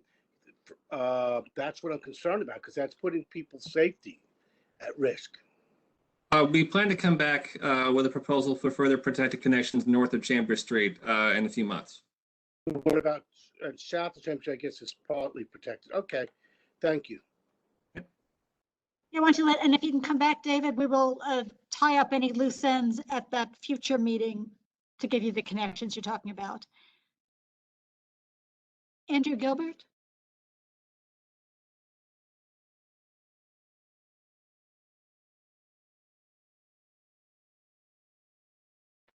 Is that a hand still up? Mr. Gilbert, you're unmuted. Yeah, just a general point. I guess someone mentioned the point that, you know, all of our children and 90-year-olds will be brutally murdered if we remove a lane from the bridge or whatnot.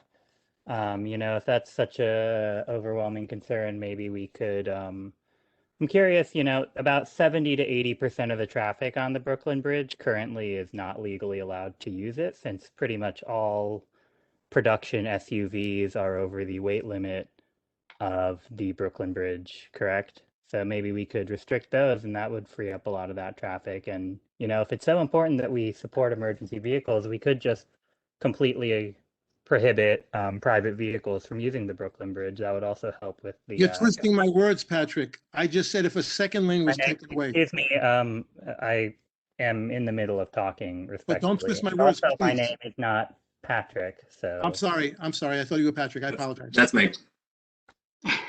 Yeah, no, the DOT rep wouldn't have used such inflammatory language as I did, which I do admit that. And yes, I would also like to again reiterate, related to the plan, currently, it's just frankly unacceptable to say that, you know, you're going to eliminate access to the south and to the west, and then say, you know, it's going to take you, what, this was announced in January, it's going to take you 8 months to install a Jersey barrier. Why can't you do this next week? It's already a foregone conclusion that A, you know, you're prioritizing traffic to the exact extent that's here. No matter what the study says, whether it won't affect traffic or whether it will affect traffic, you're going to do exactly this. If you see a study that says, oh, we can actually remove that turn lane to allow, and, you know, car traffic won't be impacted that much, you're still going to have 2 car lanes. You're not going to remove the parking that everyone has said that you should remove on the other side because of the aforementioned, you know, excuse about bus turning. So why not just, you know, next week install this? In Paris, in a dozen other cities in all over the world, you know, it took them a matter of weeks to install these lanes. You're proposing, it would be one thing if you were proposing an actual full built out lane, but you're taking 8 months and then frankly, you're saying we can't rearrange 50 feet of stones to allow for people to go straight through through City Hall Park because that's too large scale of a project to get done within 8 months. That's frankly ridiculous. How many years does it take to build a quarter of a block of bike lane?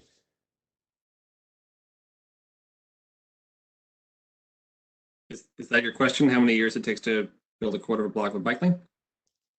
Well, you know, just in general, you know, like this plant might not so much a question as it is a rant, as you can see, but yeah, it's not, this is frankly, you know, a terrible plan and, you know, the DOT just, I mean, obviously you guys have no support from the mayor or the people at the top, so it's not necessarily entirely your fault, but you know, a competent and empowered agency could have done this 3 months ago and could be planning an actual full build out. You know, taking 8 months to plop down a barricade that's not even a capital project is completely inane and ridiculous since this is not an engineering driven decision, it's a political decision. Like the people on both sides are saying, the people who are supporting more car flow are rightly saying that you don't care and you're not actually going to use the results of the study. And the people who are supporting bikes, you know, similarly say, you don't care, you know, about like the traffic studies. You don't care about a traffic study supporting how comfortable or safe it is for bikes. You're simply, you know, the mayor has determined this is like the amount of political capital he's willing to expend. So this is exactly what's going to happen. And Albert, Robert's rules, I'm going to interrupt you as as chair. Do you have a question? You've said the same thing twice. We've heard your opinion. Do you have a question? Yes, okay, I will phrase it in a proper question. Why is the DOT not designing into this plan a way to maintain the current traffic access, direct access to both City Hall Park and southbound James Street in a way that meets the DOT and NACTO and other, you know, METCD, whatever engineering standards for a bike lane? Because as far as I can tell, the previous, you know, proposed go onto a sidewalk that you can't legally bike on and make a turn that a bike can't safely make isn't really a correct access route. So let them answer that question for you. Okay. Thank you. Is that question specifically for southbound access? Just to clarify? It's for access to both City Hall Park and southbound onto Park Row. Yes. All right. So this is a project or a plan we are implementing within with our in-house crews, as Jonine said before. So what we're able to do is in the roadway. What you're talking about is modifying the existing concrete and, you know, the basically the pork chop area that I'm pointing to in the map here. That's not something that we were able to do with our in-house forces in this time frame. It is, however, something that we'll be looking at to improve with some sort of capital means in the future. And I'm going to say thank you very much for that. And Betty, let's move on because it's 7:50. No, that's what I was going to do. I guess you were successful because everybody says they want more space and they can't have it. So I guess you got a happy medium in there. somewhere. So thank you for the presentation. Thank you. And I will tell Michael, I'm going to move on and leave any kind of resolution until next month because we're really pressed for time. In Sure, fact, I am gonna have to ask Lucia to help me out and seize control back from Patrick. I have a point of information, please. Can I, if that's okay? oh, sure. We're just waiting while I I was going change. to say that this item wasn't agended for a resolution, and I'd like to, and it shouldn't have been voted on, but that's a moot point at the moment. But I'd like to hear from other experts who might have varying opinions to come to the community board to talk about this proposal. Example, I mean, it's like almost a year already where I asked for 2 light poles on Collister Street, and everything was delayed because she wanted to hear from more people and more experts, and that was just for a couple of lights to illuminate the alleyway. Yeah, no, actually, So can I please finish? Can I please finish? And this is a major proposal, and we're only getting one point of view, so we need to get another point of view. So some of us can make a proper decision here. We're just getting one side here. So please, let's have other experts in to talk about this. Okay, let's move on. And Well, call is that going to happen? Is that going to happen next month? We'll Mark, talk about that offline. we'll We're take in it a rush right offline, now to Mark. get on. That's not an offline I wanted discussion. to give, it is actually. It is, Mark. We heard what you said. We ended the topic. You asked for a point of note. You got a point of note. It's not continued discussion. We're moving to the next topic. Resolution. Well, if since I'm not getting an answer tonight, that's problematic. That we're not getting an answer on what we're going to do next month when asked. Okay. For an update, I want to just let people know that the 212 Warren entry, that sign was changed for those who wonder what happens after resolution. And also, if you ever get interested, want some input on mayoral candidates and what their views on transportation, there'll be a link there. So if you always see our video again, next slide. And yeah, I'm going to ask Lucian, you were going to present something. Did you want to do that, or do you want to just move on to congestion pricing? And I leave that to you and Tammy. Because I know Tammy wanted to get some resolution done. Yeah, so I mean, I'm happy to delay this to a later month, but I was going to go over a couple points on the borough president's Future of Streets report that she had published about a couple of the exemplar open streets, one of which is in our district. But there's more information coming in about that program, so I'm happy to do it later. Betty, I actually think that it has an impact on the overall street grid, so it would be good to have a timely update based on the borough president saying something this month and recent. So I don't think it's bad because it's part of the full dialogue of information as we go forward. Sure, so then Tammy, if you'd like it sounds like you're in favor of delaying? I'm in favor of you reporting out for the transportation team. Right. Okay. She said this month. Okay, sure. So I'm going to grab the presentation controls, Michael. I'm going to show the. Yep, all yours. Great.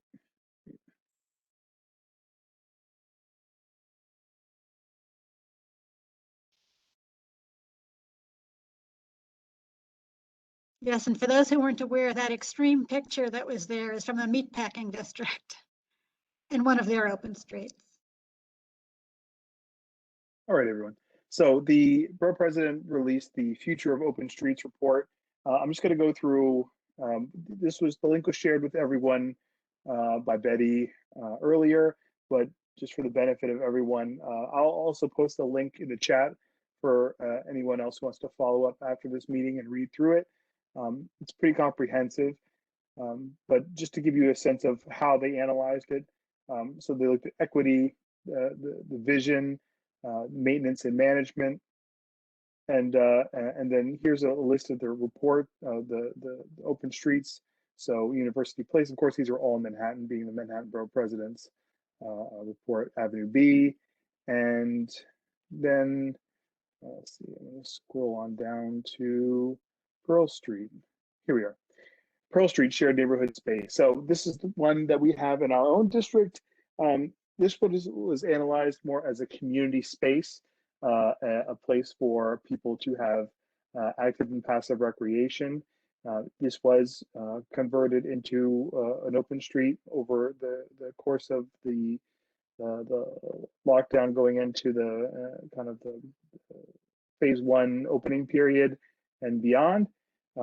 We are still waiting to hear from the Downtown Alliance, who is the benefactor and organizer of this particular stretch, what they'll be doing for this season. But I asked the Borough President's office what sort of takeaways we should have for this report, just for our own conversation and analysis. And Paul Goebel from the transportation section of the policy division said that the way that they were looking at this is there's a number of projects in Lower Manhattan that have similar elements before the pandemic. So, for example, there's the Charging Bull statue near Beaver Street, and how that was converted to a shared street concept, one of the first in the city, not the first, but one of the first. A lot of those elements made their way into the Pearl Street design, and the idea is that as the general direction of Lower Manhattan was going towards more slow streets, shared streets, and pedestrianized streets, how the experience of this particular street lends itself to the neighborhood kind of having a chance to pilot the idea in more space, to try it out, to see what the impacts are, and then to nudge the community into looking at how they would like to further pilot these ideas to see if this is an idea that works. So instead of waiting for DOT to implement something, if the community said, well, let's just go ahead and try something even further than what we've experienced before, and then we'll have that experience when future iterations of street plans come from any future mayoral administration or DOT. So that's kind of going towards the conclusions. And so just read through those. Transitioning successful open streets into DOT redesigns. Of course, the Making the Open Streets program permanent and expanding it is something we're seeing a lot of action on, a lot of interest in how to expand it, and then correcting outstanding program issues. Of course, requiring of a partner is something that's often regarded as one of the critical flaws of this program. Of course, in Lower Manhattan, we have such a strong business improvement district that can manage a lot of these open streets, and we're thankful for the support they've given to a lot of the restaurants in Lower Manhattan and allowing them to have a chance at surviving. But it is something that curtails the effectiveness of this program in other parts of the city. But since we're looking at Pearl Street specifically, that's really the gist of how we can use this report to kind of have a perspective on Pearl Street and what we can learn from it as a community board and as a community. And if we want to challenge ourselves to, be prepared for future proposals of complete streets or different types of streets, how we can look to that in doing so. So that's the major takeaways that I can share given my conversation with the BP's office. And I give the floor back to you, Betty. Thank you. Yeah, and I want people to know we're not dropping this. In fact, we're looking to get people from Duane Street as well as from Pearl Street to get some of the ideas about their experience. Because I think to really work on anything with how we would move forward as a community, if someone comes to us with a proposal, it'd be helpful to kind of learn from what they already learned doing it this past year. So hopefully you'll get to see more of that and we can move forward with what Lucian and Tammy are asking about. Betty, when you do that, I humbly request that you also check in with FDNY, simply because we do know already that there were several streets that FDNY to transverse had to go, if they couldn't get around due to open streets, they would go one way the wrong way. So those would be an important partner to talk to. Yes, well, they're especially important because DOT is supposed to, they have veto power. So we would want to know from them anyway, because if they say no or it's a problem, we know everyone recognizes their voice, even if we didn't care. We'd care. So thank you. That's a good reminder. Let's move on. If I want to go a couple more slides, we can get on to congestion pricing. Yes. So if we can move towards the resolution. And I put this in just as kind of a breakup point. I thought it was kind of funny since, you know, I do genealogy work. I happen to hit, if you remember, October 29th, 1929 was the day that it started the Great Depression. It was when the stock market collapsed. And what they still have on the front page of the New York Times was an article about dealing with traffic congestion in Manhattan. They rated it as important as the collapse of the stock market. Just, you know, some things never change in New York. Anyway, 80 years ago. And I'm going to turn it over to Michael. You have to switch to. Yes, let me stop sharing for a second while I go and grab those. Yes, the Google slides are things that are recaps of last month. So we can go over the themes because I looked through all of those. Besides my notes, I went through the videos again to get them to see if people can see that, yes, this is what can be moved forward from so we can move on to new things. And the title slide for this is April resolution points. Is that correct? That's correct. All right, let me present this and share my screen again.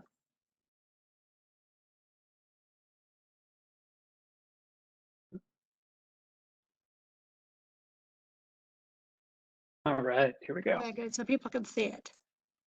Yeah, go to the next. And each point's on a different slide, so you can take a look at it. Some of them were the funds for the congestion tolling would be inadequate if the program was a success, resulting in fewer drivers at tolls. So the concern came down to there'd probably more money needed. And if so, rather than getting more money from the same dwindling number of drivers, to have other revenue streams looked at already. So tolling wasn't the end all and be all expectation of where all money was going to come from for the MTA. People remember that? And Betty, quick question. Is this something that, where is this coming from? We're proposing this, or this is this something? was from last month's discussion. No, all these slides are things that were said at last month's discussion. Like I said, I'm cross-checking to make sure. Okay. No, that's fine. Move on those in the resolution that this is the part we're done with. Next one.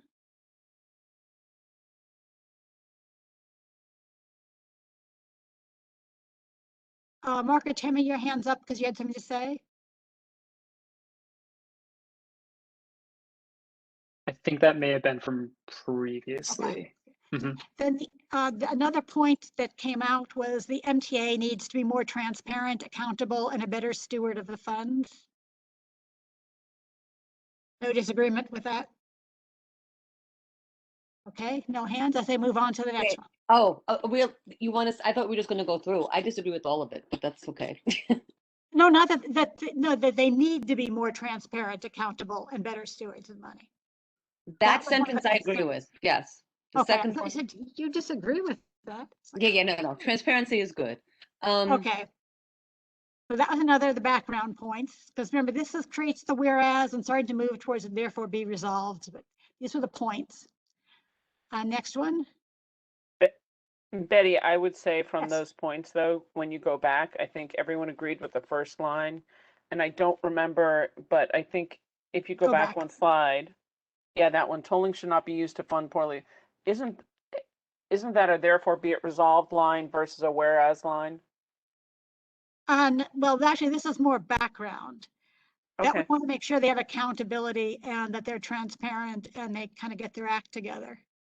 It's a damn shame if I you're mean, gonna, oh, if it's a damn shame to me, if you're gonna tax, which is what I think this is, the drivers, that you're not actually taking any of those funds to improve the roads or anything else. Just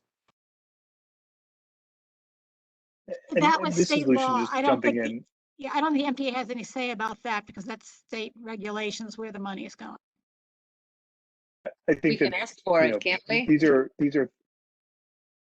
I think these are statements that were discussed, but I think ultimately, you know, the committee feels like this is a therefore kind of statement. It certainly can be moved around, but it really, Betty had captured a lot of the kind of the standout points that were made, and so if we can work on perfecting these, then we can build a very strong resolution around.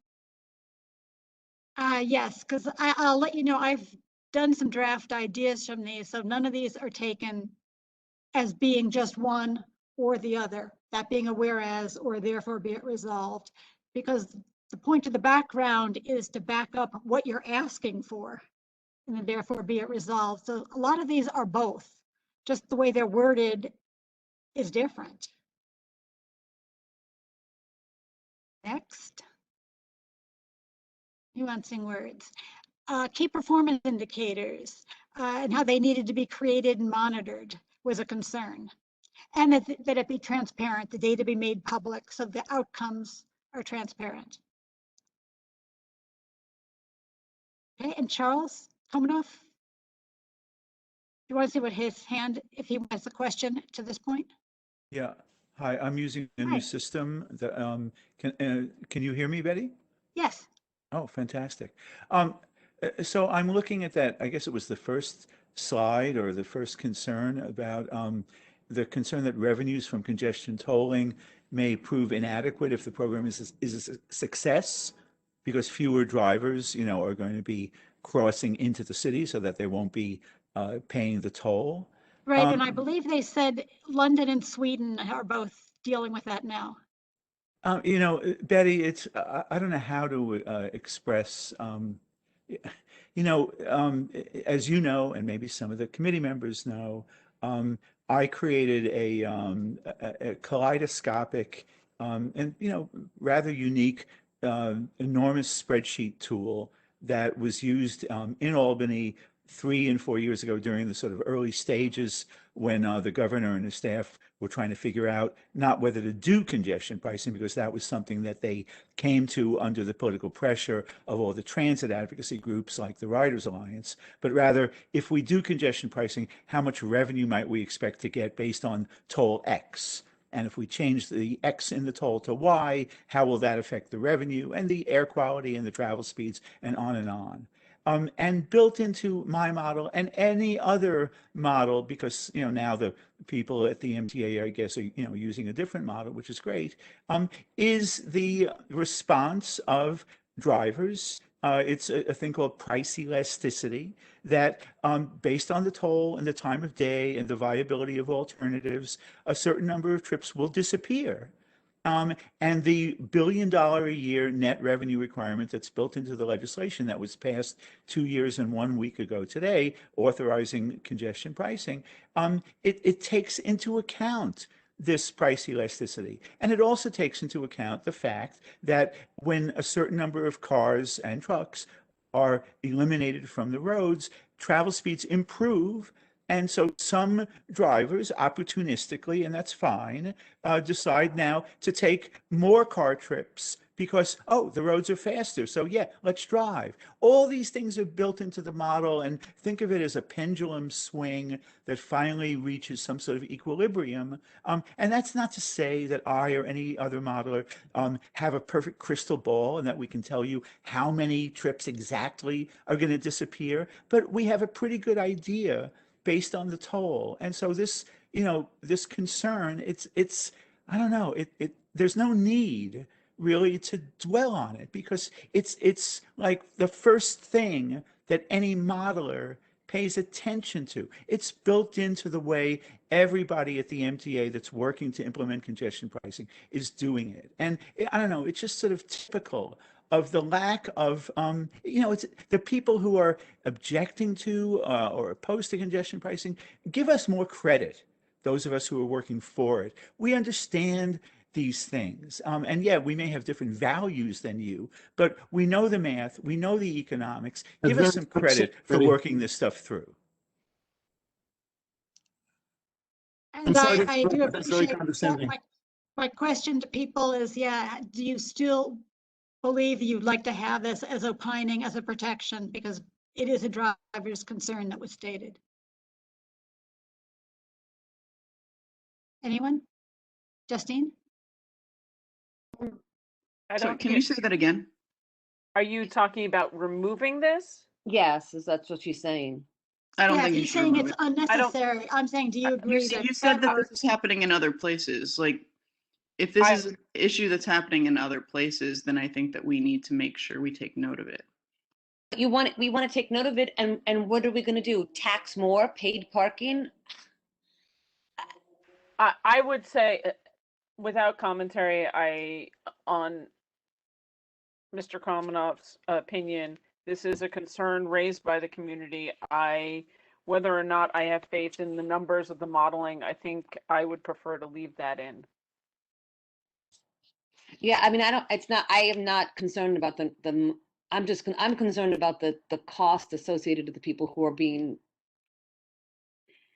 subjected to this. And it's not about having a different value. Tolls or this? All of it. Yeah, it's not about having different values. I get the value. I agree with the values and the goals that the congestion pricing is trying to do. I do think that this is going to be a problem because I think you're not going to have a lot of people driving. Well, and that's why, I think that's why Tammy's saying leave it in if there's that much concern being stated. And remember, the taxes came in because that was Mitch. Yeah. I'm sorry, Betty? So I said you were the ones who were talking about taxes and other streams should be there, not just increasing the toll, correct? Well, okay. I'm not for tolling. My point that I brought up last time was that I felt that I agree with all of your points. We want less congestion. We want clean air. We want all that type of stuff. I felt that's something the government should be paying for, not the residents of New York City that are already like paying for so much. And what I've read recently, that $15 billion was the goal originally in one of the reports that was given to us. And now with the new administration, I read that the MTA has gotten more than $16 billion through different revenue streams in this past year, which is fantastic. But I don't see, and a few of the other members of the community board, I felt agreed with me. So I don't see that in this where, I didn't see you put that in from our discussion from last month. If they've received funds from elsewhere, you're saying, Mitch, why do they need to do this? Is that right? I felt that this is one of the things that I believe in. I'm not a far right-wing conservative. I believe in government is supposed to work for the people, and I think this is something that should be, paid for by the government, and there should be other mitigating factors in reducing congestion and cleaning the air without charging the residents. Mitch. Yes, ma'am. Yes, Tammy. Without charging the residents is a different thing. Let's take I it one by one. Let Betty go through all the slides. Okay, yeah, because this is just broadening the pitch. So I'm not hearing anyone saying get rid of it. Nope. If there's that much concern. Betty, and again, Tammy, there's many people against congestion pricing, Betty. Excuse me? Just looking at the wording, one way to modify it is, should the funds from congestion tolling become inadequate if the program's successful, and then continue on with it. Yeah, I really would like to change that Lucian just decided, because we're hearing that the modeling says differently. So I'd rather it, instead of represent it as it will happen, say it should it happen, if it happens. That should be if the committee all agrees on that. I think that makes, I am strongly against this whole thing. However, that makes sense. If this Yeah, is no, the it was first a thing very that conditional. modelers will think about, and this is also the first thing that potentially the public will think about, we need to mention it. And so I think the change in language makes a lot of sense. Agreed. Should I be making changes in this document, No, Betty, right Lucian- now? Yes. Wait, now, Lucian, aren't you doing that? I'll work on that. Yeah, I was gonna say, Lucian and I talked about this in advance, how we can get it kind of going behind the screens at the same time. So, Michael, you change the slides, Lucian's typing. Okay, got it. Okay. So I will go back to, I think what the last one you mentioned was KPIs.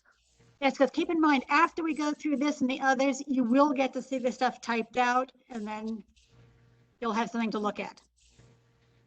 So back to the key performance indicators. If you recall, that was wanting those created and monitored and made public so that we're all aware of the outcomes of this whole project. Agreed, disagreed?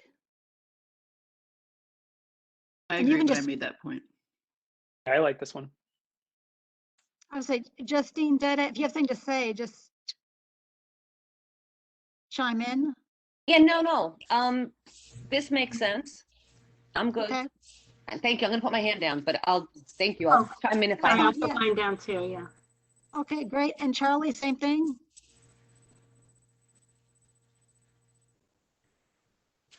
Otherwise, let's move on to the next one.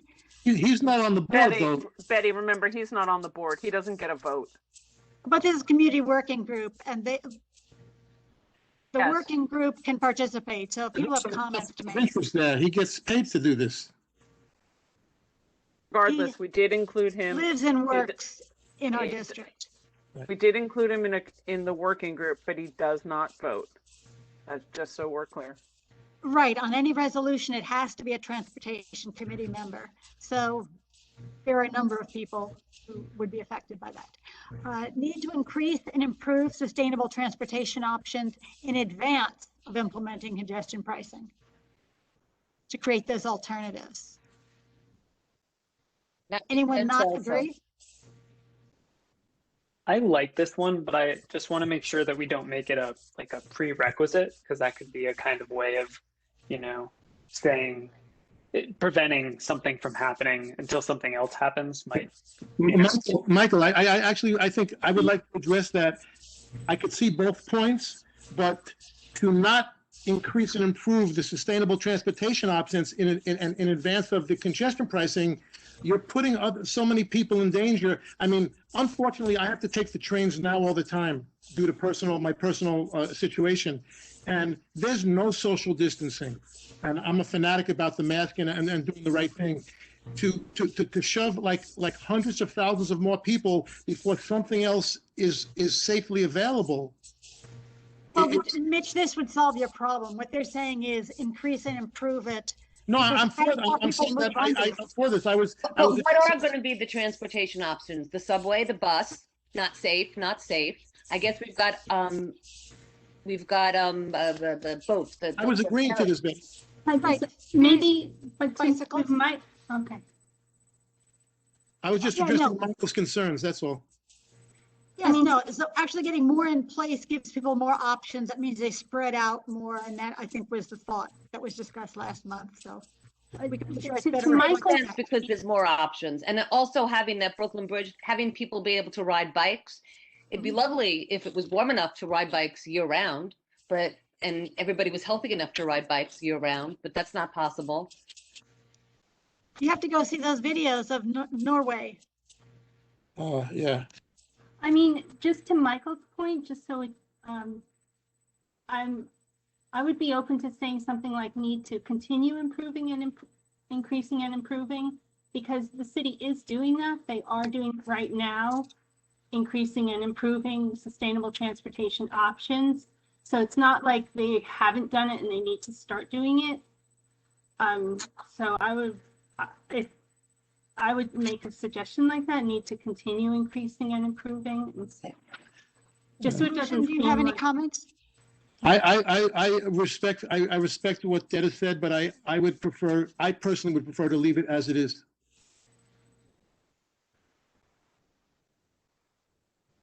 Mariama? I'd like to see if it exists some sort of substantiation of what Detta just said, because from what I read, and again, the study that I read was a DOT study that contradicts a lot of what we've discussed here tonight, their own study. But we're talking about they're constantly improving. From where does that information come? There are more subway attacks now than there have been. I forgot the number of years, but I saw it on the news the other day, than there have been in so many years. People are being pushed into the tracks regularly. There's a whole nonprofit was started to accept donations for Asian people so they don't have to get on the train because they fear for their lives. And then you have the other people who are fearing for their lives because of COVID, like Mitch said, lack of social distancing, people not wearing masks, the homeless population that has moved into the subway. So I definitely need proof that they're currently doing improvements. Well, I guess we do need to increase and improve It's Pat, and I agree with Mariana. Also, now that I'm having to travel for 2 hours to Manhattan and 2 hours back to Queens, the transportation is inadequate. Mitch is right. There's no social distancing anymore. So what they need to do is to speed up improving before they introduce congestion pricing. That is a yes. I agree with both of you. I like that. So maybe that's the language, right? Like, Lucian, did you capture that wording to speed it up? Or maybe need to prioritize increasing and improving.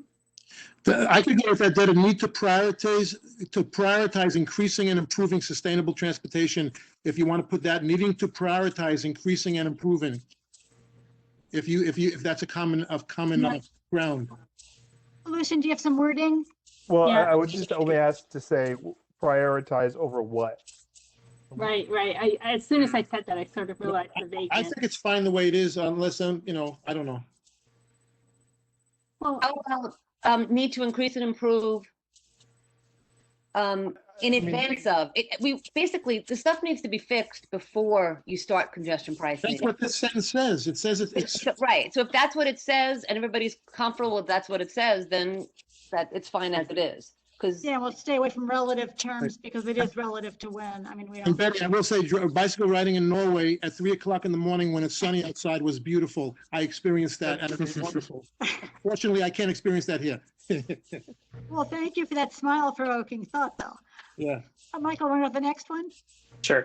We'll keep moving. Oh, this is my point. We had a lot of comments about. This is highlighted. Members of the NYPD should not be granted waivers. Do you recall that discussion when he said no? I do recall that. I agree with.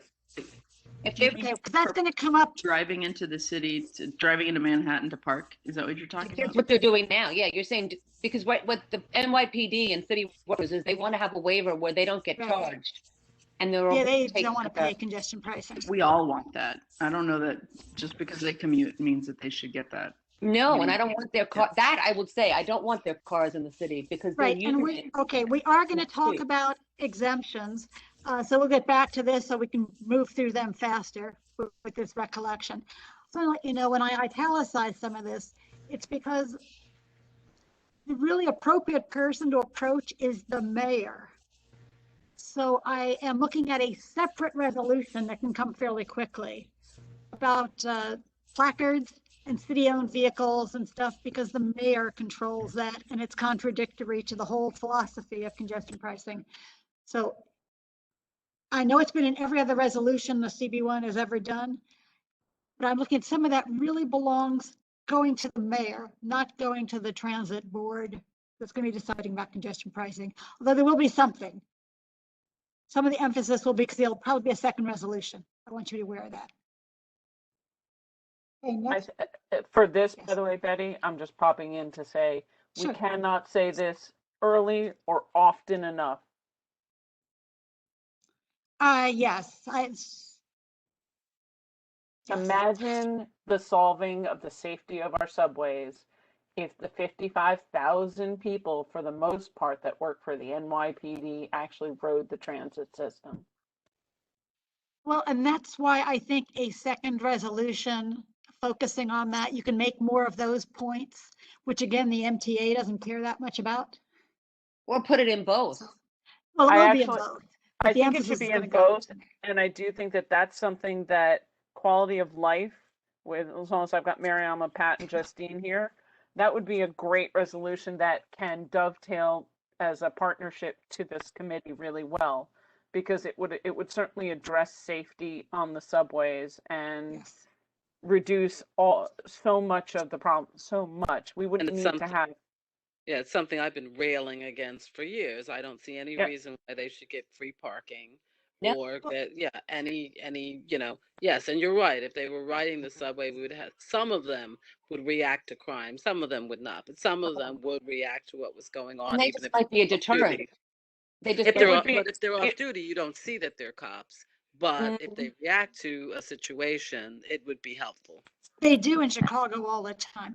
The other thing Exactly. about it that goes with quality of life very well is that they don't appear so much set aside from the rest of the public. It's something they share with the public, Yeah. so they get a better understanding. 'Cause- They want to be set aside. I don't agree with that, but that's okay. Well, that's why the other resolution. I Next, actually think that we could support that, by the way, and we could have quality of life support transportation and congestion pricing and back and forth. So no matter how this goes, I would love a friendly suggestion if quality of life would take it. okay, yeah, just so you know, there is a second one. That's why I want to let people know. That's what the italics mean. That's Next slide, that's because you'll see this again. Because again, here's the city-owned vehicles, which is the reiteration of the same thing, and it echoes a lot of the same issues. Yeah, this is like It really has to go to the mayor. killing birds with stones or whatever. I mean, Betty, these are great. This actually would help solve some of the congestion problem that Yes. we might not need all the other stuff if all these things could go through. Mm-hmm. I just don't know if they'll go through in my lifetime, but I agree with you on these things. You and Yeah, I agree very strongly with this and the last one. Mm-hmm. Yeah, next. Sorry, stuck. There it goes. Should that be set an example instead of sets an example? Oh, and the previous this one? wording isn't especially going to be used, but yeah, you're correct. That's a good suggestion. This get in the way of the money that comes into the program? Like, did they already budget for making money off of that data is what I'm asking. Because I'm in tech, so like this is the plan for a lot of tech. I know, and that's why I'm going to turn this over to some of the other people. Like, I know, it's but been I on don't for a while really- because this has come up on multiple resolutions about congestion pricing.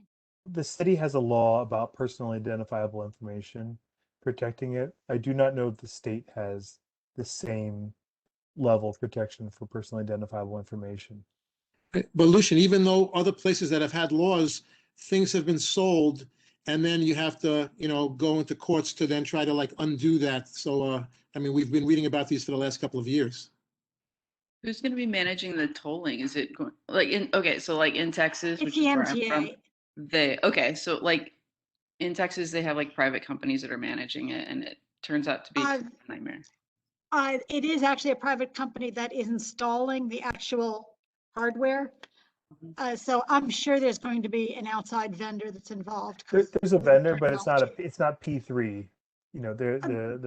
A private company isn't putting the capital forward to build it and then getting the specific rights to get the profit off of it, like the Texas projects.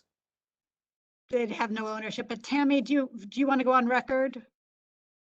Oh, it's what the committee thinks on this. I mean, people like Mimi who are in the tech world have better. I personally am not a big fan of the Big Brother collecting data. I don't know, it's good that the city has the rules, but who knows if the city isn't allowed to take it, whether or not the MTA is, or if, Port Authority is. I have no trust for any of these agencies with the personal data, so I think that having it private is important, right? Well, how does it differ from our easy passes in general, right? Like, does it differ? What happens with that? That's not sold, is it? I don't. I can't speak to that, but I do know that the data is used to some degree. For example, the way that authorities know how fast traffic is moving is because they'll read an easy pass marker and then they'll read it again further down the road and calculate the level of service based on how fast these markers are. So they are kind of just most of the identification is being used, maybe not enough to individually identify that driver, but enough to know that the same car is moving. So there is some amount of data that's being kept, but I don't know if how they store that, if that then goes into a database or just the number is counted and then it's not stored. I can't speak to that. Yeah.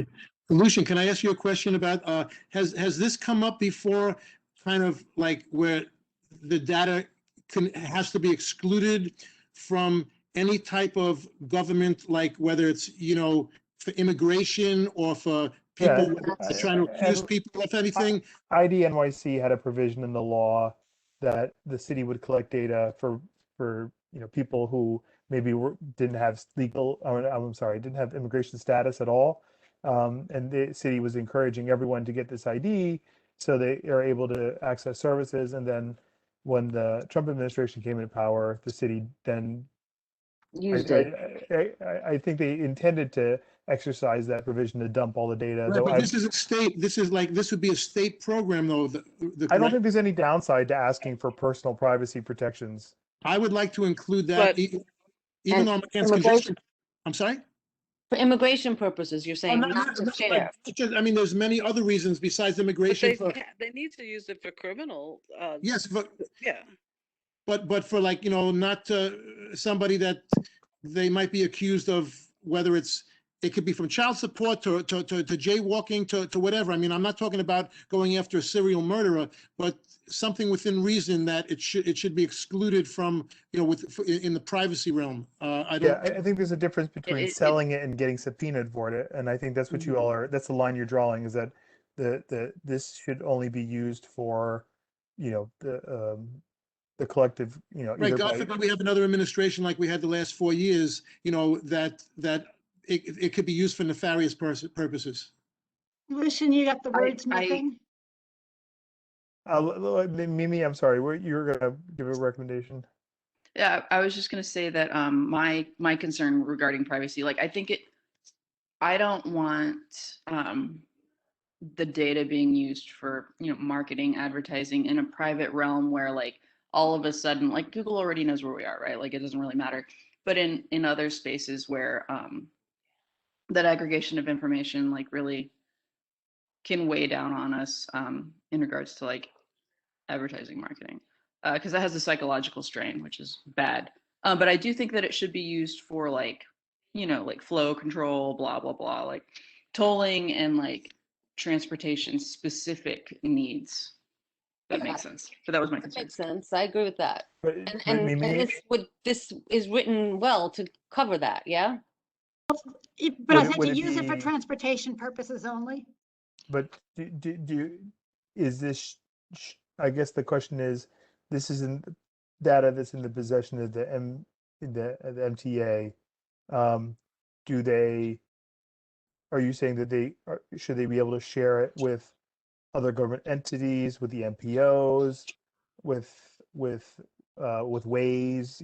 I mean, there's certain, those are all transportation purposes, but one could be, there's some level of sharing for a private entity to improve flow. What's MPO, Lucian? Metropolitan Planning Organization, which is mandated by the federal government to receive highway funds. Well, that could be anonymized data. It could be, right, but that's one way of doing it, would be to make it, they can share anonymized data. That would be okay with me. Anonymized data would be fine.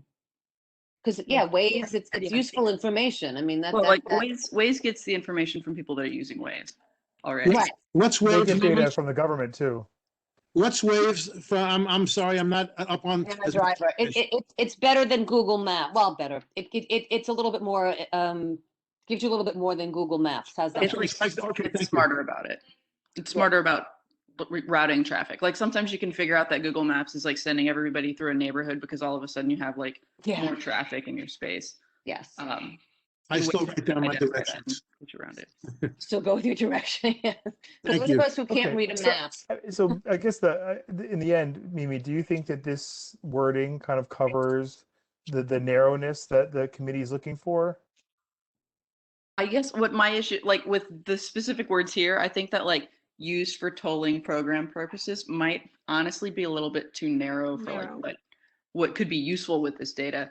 But I don't want it being sold specifically. Like I don't want part of the intention of the project to be like selling personal data. So would you say purposes for improving regional transportation?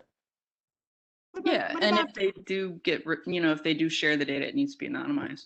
Yeah, What about to protect personal privacy, data be anonymized and used for transportation purposes? What happens with the criminal purposes? They would need a subpoena then. Then they would need a subpoena, yeah. Okay. Besides, whoever's making these decisions, it's what do we want to be on record to look at, like, to outsiders who might read it, and what advice we want to give the decision makers. That doesn't mean they're going to get lots of resolutions, I'm sure. But I keep deferring back to Tammy to say, how do you want the community board to be presented in the resolution as well? I think that the committee has made pretty much a pretty clear statement that, they want personal privacy protected. And CB1 recognizes that the city has rules to protect the privacy, and that should be extended to anyone who has access to the data. Period. Lucian, you happy? Well, since he's playing secretary. I'm gonna throw some stuff together and you guys can tell me.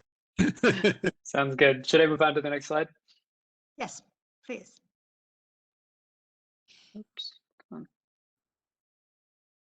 It's not moving for me right now. Bear with me. You're not the first. Let me refresh this page. I wonder what's going on. Maybe that I was in editing that slide. Okay. No worries. I'll just navigate on the left. It's just taking a while for it to load for some reason for me. A fight in the yes, actually, is that the last slide? Slide 9. In the Google world, that is the last slide. That would be why I couldn't move. Okay, then you can flip over to the other slides then. Oh, back. Yes, I can do that for sure. Yes, like Back to the Future. Not this guy. So Betty, there's no, since those were the last slide, there's no feeling amongst other members that for the first choice should be the government should pay for this, and then if that doesn't, then the congestion pricing and then the carve out like second and third. I mean, is there any because I didn't see that in any of these whereas. No, when we write a resolution, we are assuming the law is the law, but we're asking for how do we shape the law? What could be shaping the law? How do we shape the program to benefit our community? But then we're immediately accepting that we're in favor of the law, and what I'm saying is that there are many people. No, it's inevitable. Well, so Betty, with all, and like I said, I respect you and your position, but everything is not inevitable as we've seen over these last few years, because if something else comes up where the money appears, like Biden there was $16 billion that just appeared from this administration to the MTA, where they have like enough money so they won't have any layoffs. No. They needed something like 22 billion. Right. I was just giving so a loose they're still example. In a hole that was a 2-year period. Right, and I'm saying that in my opinion, and I think some of the other members, that hole should be filled by the government first. And so just because it's the law doesn't, listen, I'm sure most of us don't agree with the law. We would write a resolution against the law that happened in Georgia. I'm not equating this with civil rights, but the point is that just because it's the law doesn't mean that we support that as Plan A.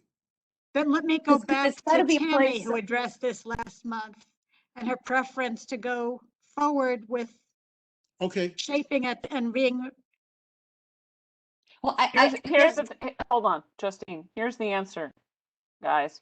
Congestion pricing has passed. The environmental impacts are being done.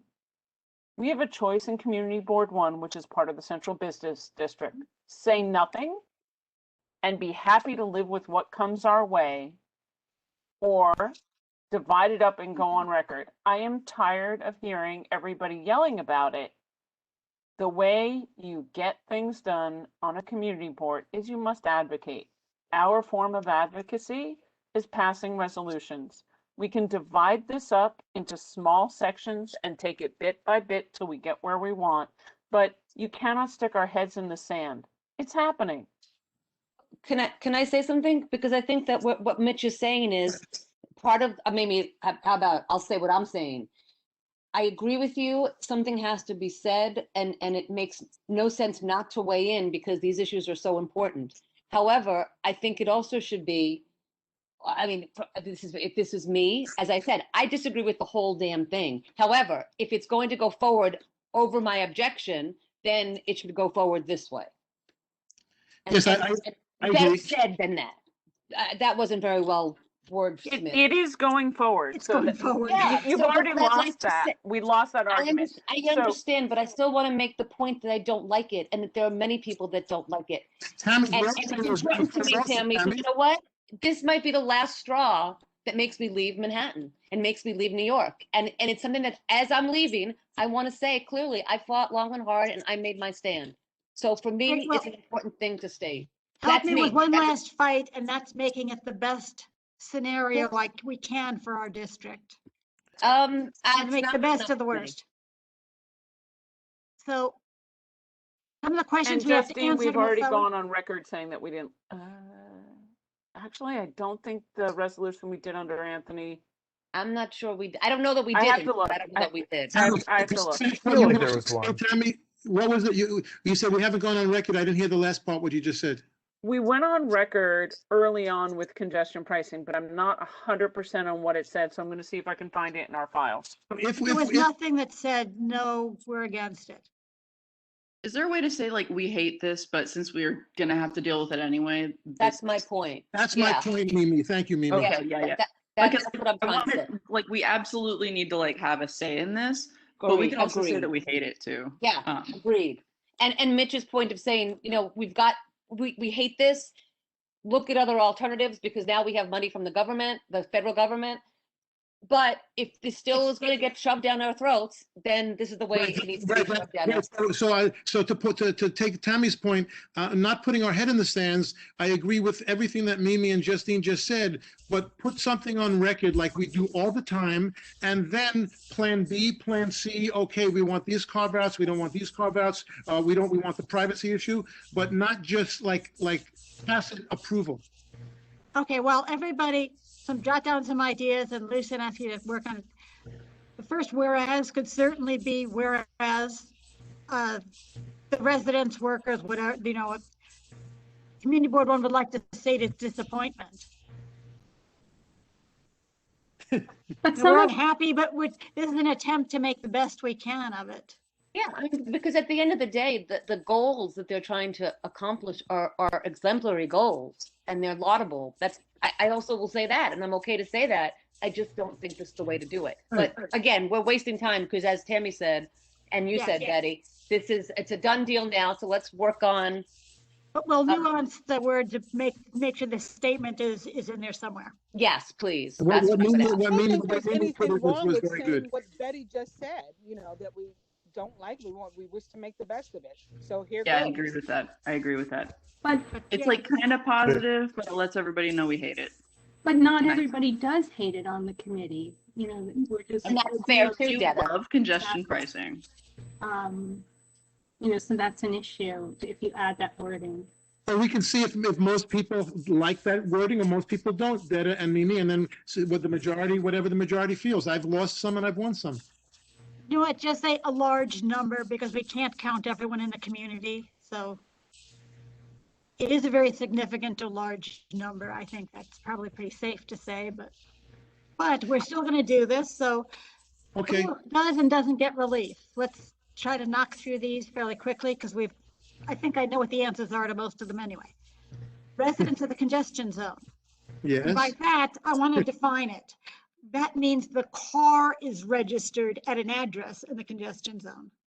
That's a problem, Betty, because most people in this neighborhood don't have cars like myself, but when I have to rent a car or borrow a car, I live in this neighborhood and I have to go back and forth sometimes, well, not many times because I take the trains mostly, but there are many people because most people that live in this neighborhood do not have cars.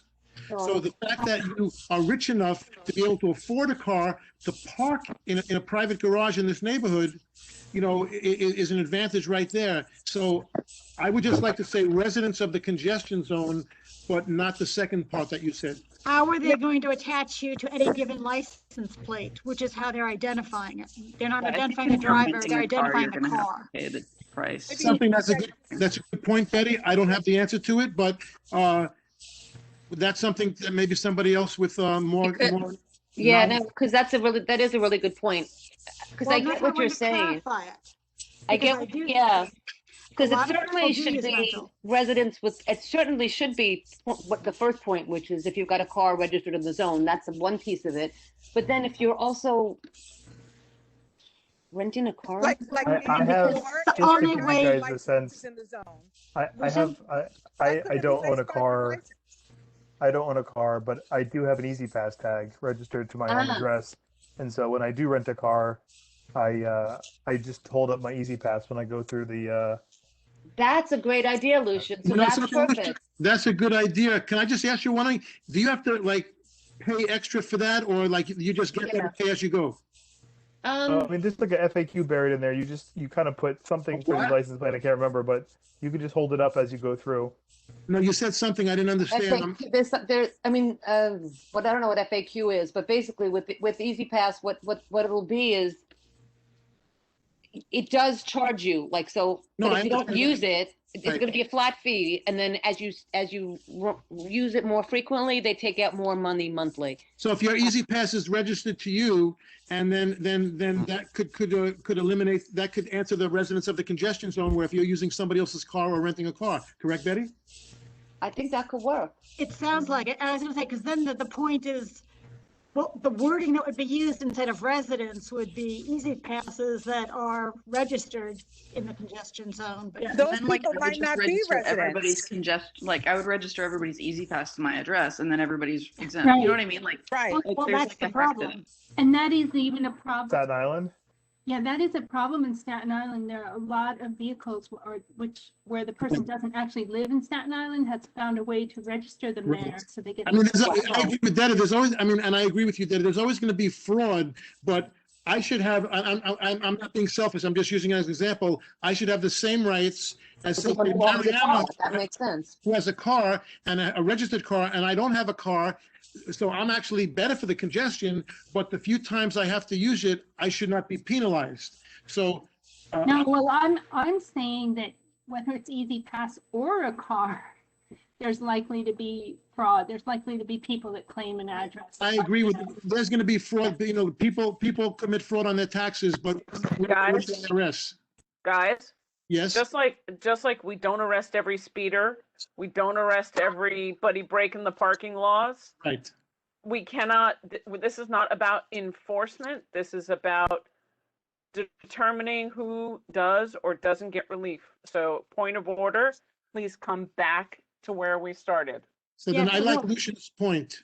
So I would say that one way we can word that is just to make sure that residents of the district are able to avail themselves of whether you just say it's a discount or some other kind of method, regardless of whether they own a vehicle or not. So, build in flexibility for this. Can I add to that, Lucian? If there's a mechanism for if you can prove you were driving a car, like if you have a rental car, and then you get like the ticket or the bill, and then you could send in like, like your That's a good way, yeah. Your like, license. it's like you prove that you were at a certain place at a certain time. Mitchell. Yes. My dear, we are Yes. not creating the system. That is not for us to determine the final mechanism. We are just determining the parameters of relief. Lucian. That was a good question. How to prove Lucian. that? Yes. Just simple language, Lucian. Just simple language that residents should be exempt. However they figure it out, and then there'll always be fraud. There's nothing they could do about it. That makes sense. Residents should be exempt, not a discount. Residents should be exempt, and should be exempt. Yeah. I don't know what they're gonna do if you're a resident and then your car's registered in Florida or whatever the case is. That's something they'll have to figure out. But if you have a vehicle registered at your address below 60th Street, that they should be exempt. That's an easy solution. So just leave it the same, residents of congestion zone, and then we say yes. The central Okay, well, and that's what I want to hear from people. Business district. Not of the congestion zone, it's of the central business district. Is that what it's called, Tammy, the official name? Yes, Okay. it's the central, and again, we're advocating for CB1, so it's for residents of CB1 in the central business district. Tammy, with all due respect, I think that other people or other boards could then see us as being selfish. I would like to keep it residents of the congestion zone central business district to show solidarity with everybody else that lives in the zone, because certain things affect just CB1 and certain things that we vote on affect our brothers and sisters. Yeah, that's a good idea. That came up a lot at the hearings. I think Mitch has a point.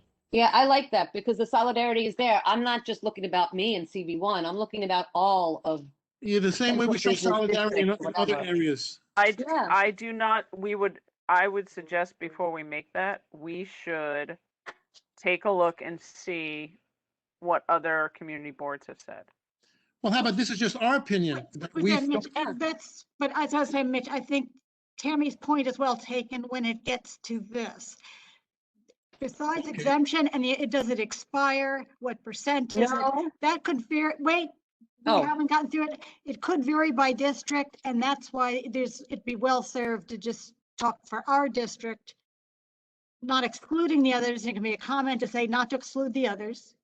I just liked what you put originally, residents of the, the congestion zone of the business district. That was basically broad sounding. People have to figure out how to qualify with whether it's an easy pass or a registration. And I just think that's the broadest thing. And I guess we may have different. So let's go on to the next ones. And I think you'll see then why there's a little bit of a nuance potential. Okay.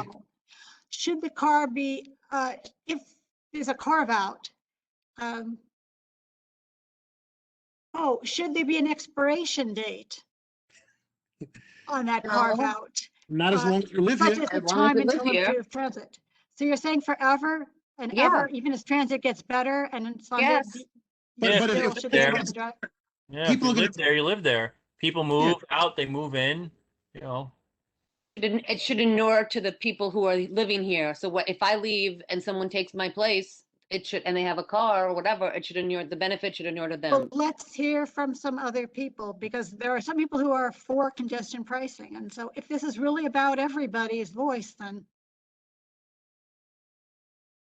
are there any counter positions on that? Otherwise, we can move forward. On this one, Betty, my only question is like, should we consider there are pretty wealthy areas of our district, and there are some people with, who have the means to afford the congestion price. Like Billionaires Row? Well, yeah, like Billionaires Row, but even, areas in Tribeca in our district. Should we, some of those people, like, they're going to get benefits from congestion pricing. There's not going to be as many cars on the road, so they'll be able to get to where they need to get to more quickly, and they'd be more than happy to pay any price to get that. Like, should we be giving them, like, what price, Mitchell? do you think, at what income do you think that is? Yeah, that's an open question. I'm not sure. Like, what do you guys think? What's Because my point to you is that you could be Eric- making $500,000 a year and still living paycheck to paycheck. And again, that's your choice to do that, but they would also maybe not be happy to pay it. So I don't know. Yeah, it's Justine? getting the income levels is just getting too crazy. Just keep it simple. There is an income level already built into this legislation. Yeah, You know, that's what the tax break nonsense, but that's really a scam. And I don't think we should use the phrase carve out or I mean, it's just basic fairness. It's an exemption, Mark. It's part of the. But it should be in the interest of fairness to be some of the languages you use. They should be an exemption for residents. I mean, fair is relative. Mark, oh. fair is a relative term. I don't want to get into debating the merits. You're kidding? Every politician uses fairness all the time for BS comments. We're not politicians. We're just talking about in here. That's, you know, what you deem as fair might be different from Mitch, might be different from Justine, might be different from somebody that lives in Queens. Might be But that's why they use the word, is because it is so relative. You can make it mean whatever you want. So it's like a rhetorical. Exactly. Right. So the question is, it sounds like people are against setting a maximum salary for this request to be exempt. It's too sticky. It gets too sticky. I mean, wouldn't you? Would it be sticky to against say? I think there should be a tax if there's going to be a tax for people over a certain salary. That's a whole separate conversation. As far as this, if you have to, everybody who lives in the zone should be exempt. I agree with the others that said that. You know, regardless of salary. And I'm just playing devil's advocate here. You wouldn't say everyone who lives in a zone who makes less than $1 million. No, I'm personally for a millionaire's tax in general. I don't, but that's since a separate thing. since That's that a was separate tax on their income or whatever, but not right. Since that has been foregone, because that was the original plan, like to do that instead of doing this, instead of congestion pricing. Since that has been foregone and for congestion pricing, we're here now. So it should be, you know, we don't like the word fair, but it should be across the board. Everybody should get the same benefit or not. I agree with that. So the reason I brought it up is because there is like, they need to raise a certain amount of money each year. So for every additional person who gets a carve out, the price for everyone else goes up.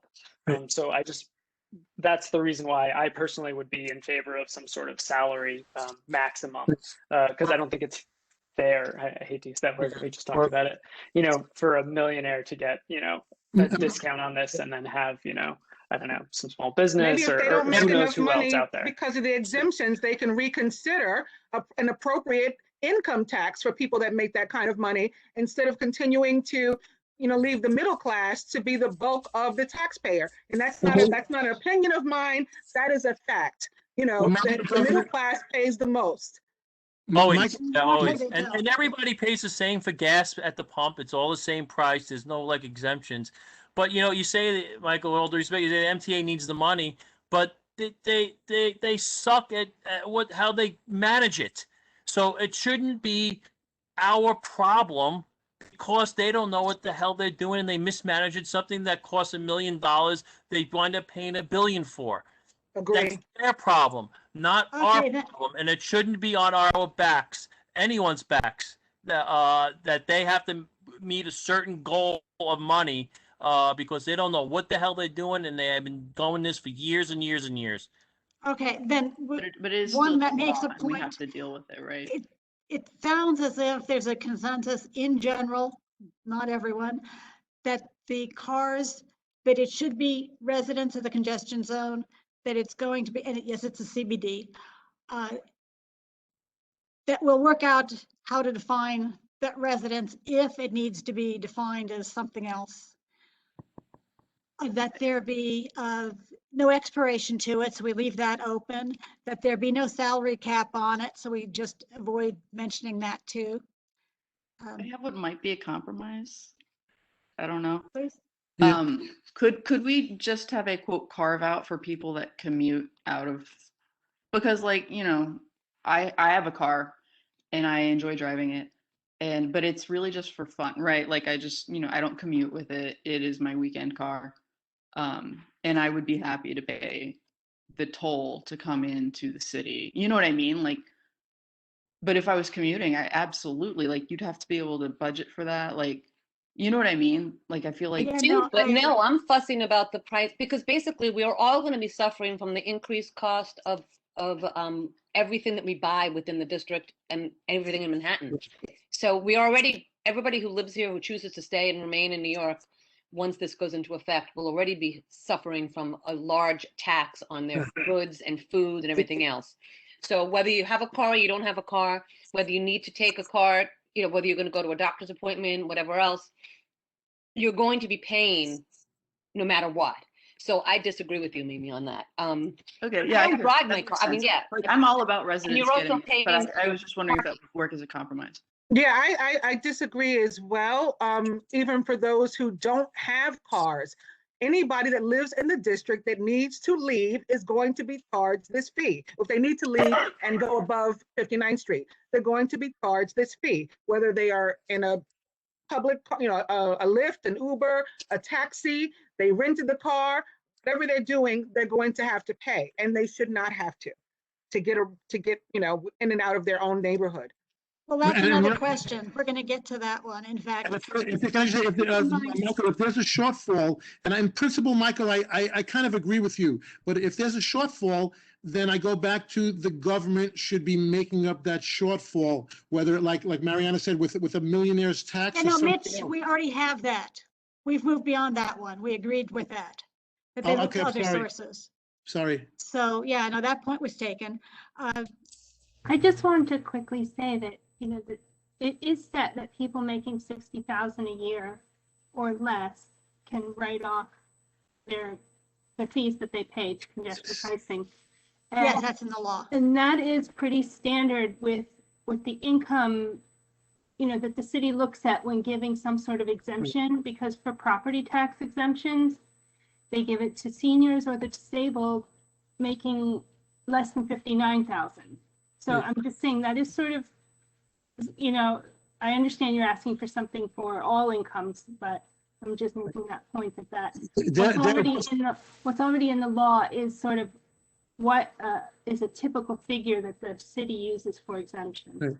Actually, I agree with what you just said, but like that doesn't help when you have to Mitch, I don't need this to be a back and forth. I want to keep moving things forward. Then you're incorrect, because it's not the same. A tax write-off is not the same as having to pay for it in front, especially for freelancers and other people that do their taxes differently. Yeah, no, I think exactly right. his whole point was Yeah, exactly it's right. extraordinary to ask what we're asking for, but given what the norms are. She was just pointing out what the standard norms But it's are. not. People in Staten Island don't have that limit. Right, Staten Island, Breezy Point, the Rockaways, they don't have it. They all have exemptions. We'll get to those later. Another question, but in fact, okay. What's extraordinary is having to pay a toll to drive into Manhattan. That's extraordinary. Right. If you want to talk about percents, in fact, for the MTA, they do not get 100% discount. And I pulled the numbers out. So if you want to know exactly what they are, what the MTA does, since that is brought up, bringing up the norms here. On the That's Bridge, you bring up something, but then you're going to go back and forth. To residents, and on if you go to the Rockaways, they pay 65% of the bridge tolls to get in and out of their neighborhoods. So just so you know, to get 100% break is completely against the norms of anything. But people don't have to go to Rockaways to go to a federal building. That's the difference. Right, in Staten Island, they pay 45%, right, of the tolls. And that's a bridge going to an island. It's not crossing the damn street. They don't have a subway. Can we move on, Betty? Yes. Actually, they do have a subway. I used to live in Staten Island in Duncan Hills. They have a train. They have a train, they have buses, they have everything that we have. They just, you know, an island. On other stakeholders? I mean, obviously, I guess we're not going to talk about any of those, correct? I think they're all valid. I do too. I think they're all valid. They agree. I think you can't go down that road. Right. If you're going to do an exemption for other stakeholders, I think, you know, what's the difference? How do you value one worker versus another? I think that's a slippery slope that we can't do. The residents is an easy thing that we can do. It says workers. It just says workers, Tammy. I understand that. And what I'm saying is, how do you value one worker over another, Mitch? What makes your job more valuable than somebody else? I think, to me, this says we value all workers. It just says workers. It's workers, building employees, students, repair people. It's not, I don't think we're putting one over the other. Unless I'm But it reading means it wrong. nobody's paying the toll then. Mitch, then nobody's paying the toll. Well, there you go. It's a slippery slope. Tammy's right. Resident is a unique category aside from everything else. So they when they come back at us about, well, why should you get an exemption in this one and that one? Residents, whenever we write up our language, we want to make it colorful language. Is that residents is unique to exemptions because we live here. It's different. Millions of people work, come and go, whatever. Yeah. So It would just be the ask would be for. And students that reside at their school could qualify as residents, I would imagine. Okay. Right? That are in a Yes, dormitory. if they want to go to Manhattan Community College, they would pay if they don't live in the district. if their car is registered there. And Betty, I think the point was, you know, like with all negotiations, if we ask for the greatest discount for residents, we pretty much understand that most likely we will not get 100%. But if you don't ask for it, you don't get it. There's no reason to dilute that before. You know what I mean? Yeah, no, I think that's Yeah. been kind of hammered out. And I think that the stakeholders has been hammered out is just not possible with the slippery slope. So we should just leave city residents alone employees- and leave that other MCD1 stakeholders, eliminate that? Yeah, otherwise there is no congestion pricing. Okay.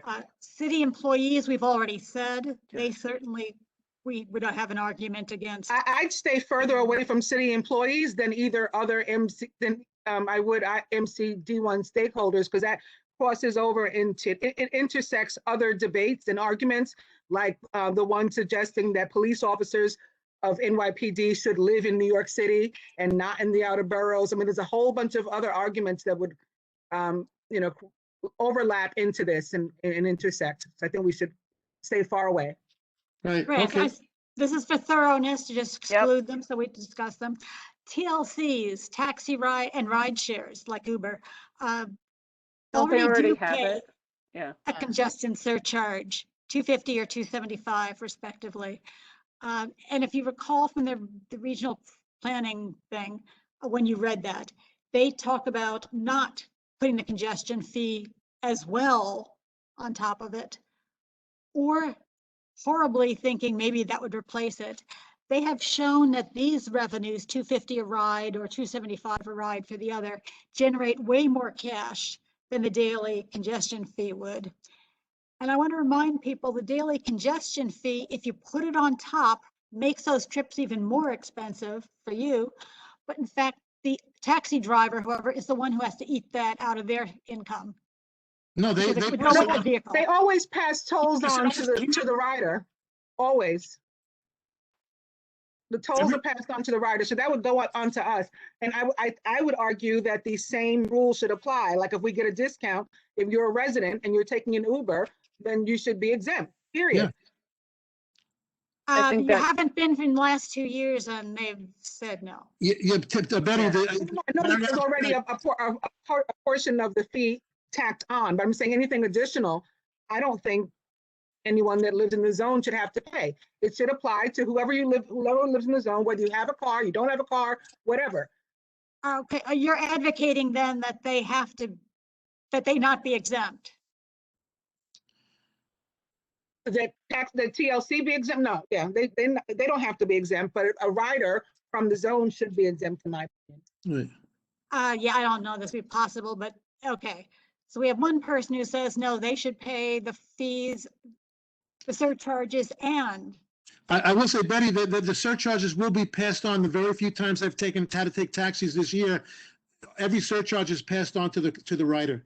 The that's rider. Yeah, so automatic. I That's think how you that should would have work. the surcharge or the congestion charge, not both. No, right. I'm just saying that whatever it turns out to be, I was just responding to Betty's question before, any surcharge that was or will come will be passed on to the rider. Well, Right. the surcharge is written into the law that that's how it goes. That can go into the base fare. If the Okay. taxi driver gets charged once a day for the car, how he or she is going to divvy it up amongst all our passengers, not so clear, but we do know the taxi itself will get charged the money.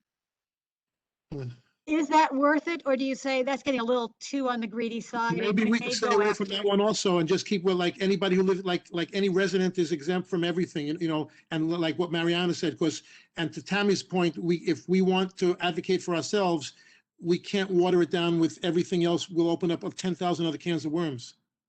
Actually, I can tell you the difficulty with being exempt as a passenger. I asked with Access-a-Ride and said, well, what if there's congestion pricing? Wouldn't Access-a-Ride being with disabled be exempt? And they said, well, yes, because the MTA is not going to pay itself a congestion fee.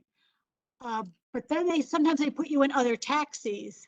Right. And said, so if they're going to put a cap on how much they'll reimburse, can't they at least take off the congestion fee if it is something that is booked by the MTA Access-a-Ride division? And they said, they can't exactly do some of that. So well, that's not humane. You know how I feel about like your situation, Betty. There should be no surcharges for anybody in your situation. And whether you take a bicycle, a car, or a wheelchair accessible vehicle. So, just because it's the law doesn't mean we have to agree with it. Totally agree. Right. And my only point here was to point out it's not that easy to get some of these fees changed in a program for a particular passenger, just because of where they live. You get paid the There big isn't a bucks, Betty. mechanism for doing that. Betty, speaking of the caps, though, wasn't there also a cap written into the law that you can only be charged a certain number of times per day? Like if you have to keep leaving, okay. Right, So no, does that's that going to be the apply to next. the TLC also? They get charged once, and then they can do as many fares back and forth as they like? No, every fare that gets in that, when they It'll be a ding every activate a time. fare, that goes in the base fare of every rider. If somebody has to pay another $10 to get in a taxi, that person could afford to drive, and you're going to increase congestion. I mean, it's almost working against itself. Yeah, you just walk uptown, walk up above 60th Street and hail the cab. Things like that's going to be queuing. No, actually, well, okay, you're right. That's another thing that makes it a little bit impractical in taxis. But in fact, this other fare, this congestion fee, goes up to 92nd Street. The surcharge. It goes all the way up. So it's not about the central business district for taxis. It's just a fee for taxis to be in Manhattan, south of 92nd. No, they put in the congestion fee separate. Were they anticipating the congestion pricing? And so this was a way around this. I understand with one step. Why don't we, that brings, Betty, can we then go back and leave residents at the congestion zone, keep that wording in? Because over the years, the congestion zone could change to expand or whatever. So based on what you just said, I would be in favor of leaving residents of congestion zone, whatever that may be, whether it's the central business district or anything else. This is just the beginning. We're the highest tax state already, and it's just the beginning. Anything they can tweak with a few keystrokes, they're going to do it at some point. Okay.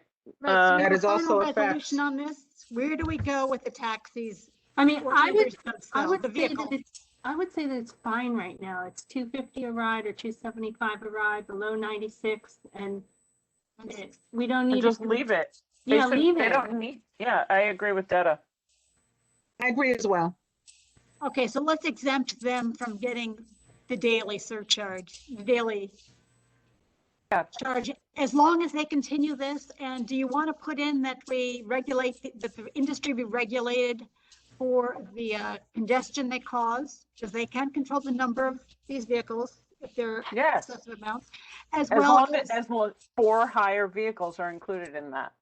right, and the amount of congestion, that amount of pollution that they cause, because they can mandate they go electric. Sure. Because they are starting to mandate that they start to be accessible vehicles because of all of us who can't ride in most Betty, taxis. should that be on this, or should that be a totally separate resolution outside of congestion pricing? Yeah, I would like it to be explored separately.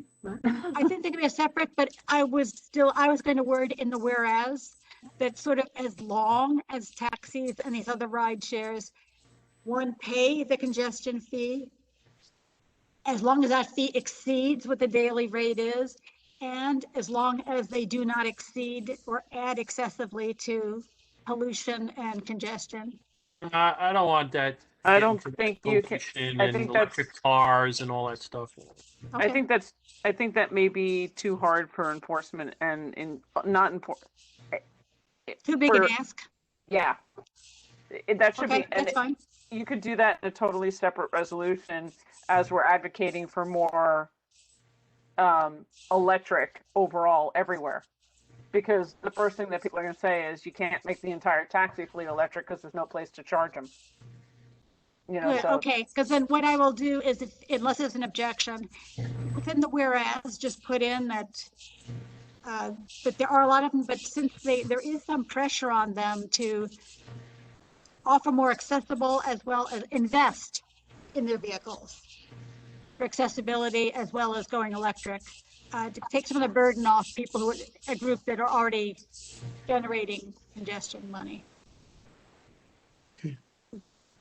But yes, we'll draft it with a separate resolution. Betty, can I ask you a question? It's not, like I said, not to put anything else in this resolution. We're just talking about our district. Has there been anything brought up about like people that say are going from Staten Island or Brooklyn over the Manhattan Bridge to the Collin Tunnel to work in, Pennsylvania or New Jersey and have to, just cut across, but they're not really because that's the only way they have is what happens in those situations, just for my curiosity, not about. Yeah, Michael, do you want to go to the next slide? I think that it may come up with the next one. It may not. Do we Then do you can others? clarify. Before we go to the next slide, did we do others? Because I wanted yes. to, Oh, I wanted sorry. to suggest, huh? Yes, please go. That something be done about that, like Hospital Row, that'd be exempt. Cornell Weil and Sloan Kettering and which other one is over there?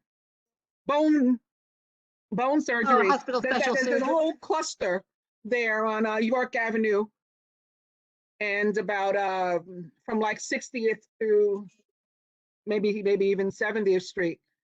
That block should be cut out too. That's York Avenue, I think, by Hospital for Special Surgery. Yeah, York Avenue. What does that mean? Cut out? I think what that they're going there. What Mariama's saying is that there are a lot of health inequities in terms of the hospital system. So if you're going to charge somebody, they're a patient at Sloan Kettering. Sloan Kettering does not have services and offices in the district down here. So you're going to have to be paying to go there and back. Most cancer patients who are having ill effects from treatments or whatever, they're or immunocompromised, do not take public transit. And I have to agree with that. When my husband was dying, we were in a cab. I cannot tell you how many days of the week going back and forth to Sloan Kettering. So I totally agree with that. It's really hard. So understanding that the program applies to 59th Street and below, I'm suggesting with the exception of York Avenue. Yeah, I mean. Let it start a little higher. Marianne, I agree with you, but then I would, I would also include, then Columbia Presbyterian, Lenox Hill. I mean, there's so many people that are like on life-saving things over there. So I don't mean to make it more complicated because I agree with you 100% in principle, but there are some other areas where there's a you know, a flux of Yeah, I don't disagree with that, but like to Tammy's point, what about NYU? There are specialized hospitals that you have to see a doctor at that hospital specifically. Whereas Presbyterian, for example, I mean, there's one in Washington Heights, but there's one right across the street from me as well. They're all over the place. I can see a doctor somewhere else. I support whatever you're going to say about that. I guess it's just a general thing, but of course. I mean, I'm not disagreeing with you. I do agree, but yes. I also think that it's a little bit different in terms of care that you can only get in one place, like you have no choice but to go to this location, right? Versus there are options, even though you're going to the hospital and you're not well. I mean, I see that point too. Okay, I understand. That's to be almost impossible to do. So people want to start working on the wording. Why? Because there are other hospitals. Yes. Like NYU wouldn't see itself as that inferior. I understand, Betty. No, people who, no, wait, I have worked in these hospitals. I mean, I understand. I also know that when you have to go distances, I've lived more rural, they start to open other centers they go to. NYU has expanded down here at Trinity Place for that reason. Patients complained about the problem of the travel. So we need to incentivize the hospitals to expand, as well as the ferry and other services. If somebody's really severe, I want to look more into excessive ride with can't they be used, because then they'd be traveling individually or can get a reimbursed taxi ride as well. So I think there are more options to work around that we need to kind of finesse and look at. Otherwise, it'd be very difficult to carve out every hospital that someone might want to go to and say, but that's where I go. Sure.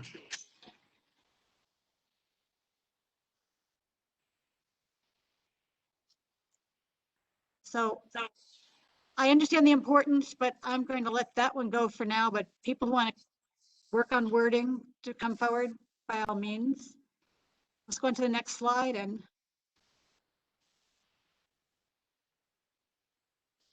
is it a slide, Betty?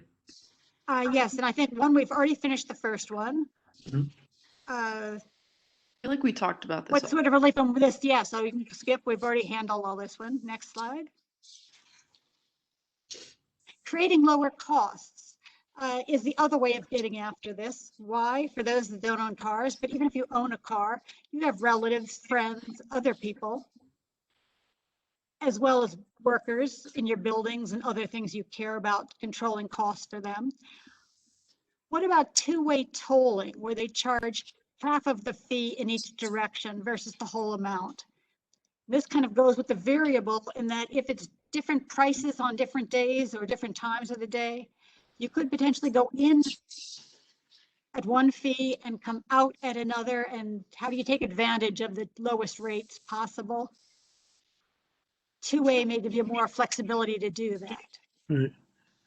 The variable fees in Texas have been a nightmare because they're based on congestion. So if like you leave work at the time that everybody leaves work, then you can be charged from $11 to $22, depending on you know, whatever is happening. And it really prevents people from being able to budget. Are they variable in terms of the amount of congestion at the moment? Yeah, that's what I'm talking about. Okay. Is that not? Yeah, no, this I don't think variable we should. I think that's isn't really that. bad. Okay. This was, if you remember from the article that I gave you to read, they just set up 3 different kinds of scenarios. These are all kind of pre-programmed, known in advance. These are the high times. These are the medium times. These are the off times.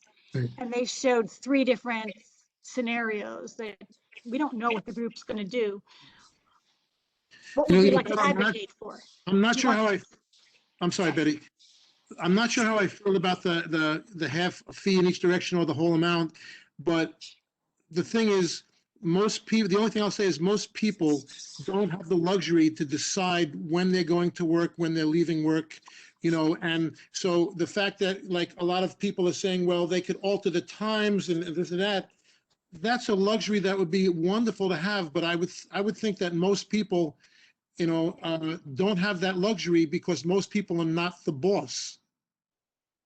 I understand. Do you still want it to be the same price I don't at know. night, in the I middle don't of the know. night as it is during the day? Do you want it to be the same price on the weekend as it is during the week? Well, if we're really talking about not just rate like congestion and not just a revenue stream, then of course there's no way the price should be the same at night or on the weekends that it is during rush hour on a Monday morning. If the real truth of this is to lower congestion. And pollution. Yeah, no, I agree. That's a Betty, good premise of picking Betty? hours, but yes. Can Yes, I make a suggestion that, I mean, one of the things that drives me crazy about this dialogue is that Lower Manhattan does not have congestion on the weekends. We just don't. Not to the level that we do during the business hours when the Or at city night. agencies, or at night. So you could literally on a Sunday stand in the middle of Broadway and take pictures. It's just, it's ridiculous. So for me, I would like to see nights and weekends down here. I can't, what happens in Soho is totally different. What happens in Chelsea is totally different. Meatpacking is empty during the day outside of deliveries, and you can't drive a car down there, in the evenings. So for our neighborhood, I'd be somebody who would say nights and weekends, we should not be paying anything, period.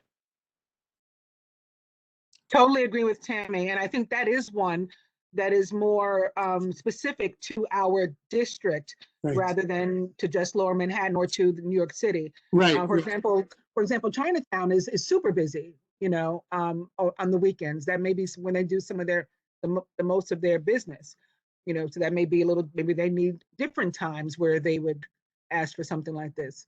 But I think what they would argue for supporting Chinatown and the businesses is having some cheap times, even if it's later night, but on weekends, at least the restaurants would keep some of their trade that they rely on when the business people aren't around. I agree that that's a great idea too. And so Right. that's Betty, why, that was just the idea of the advantages But of that's having not our variable that's versus out of our district, correct, Betty? Excuse me? That's out of our district, correct?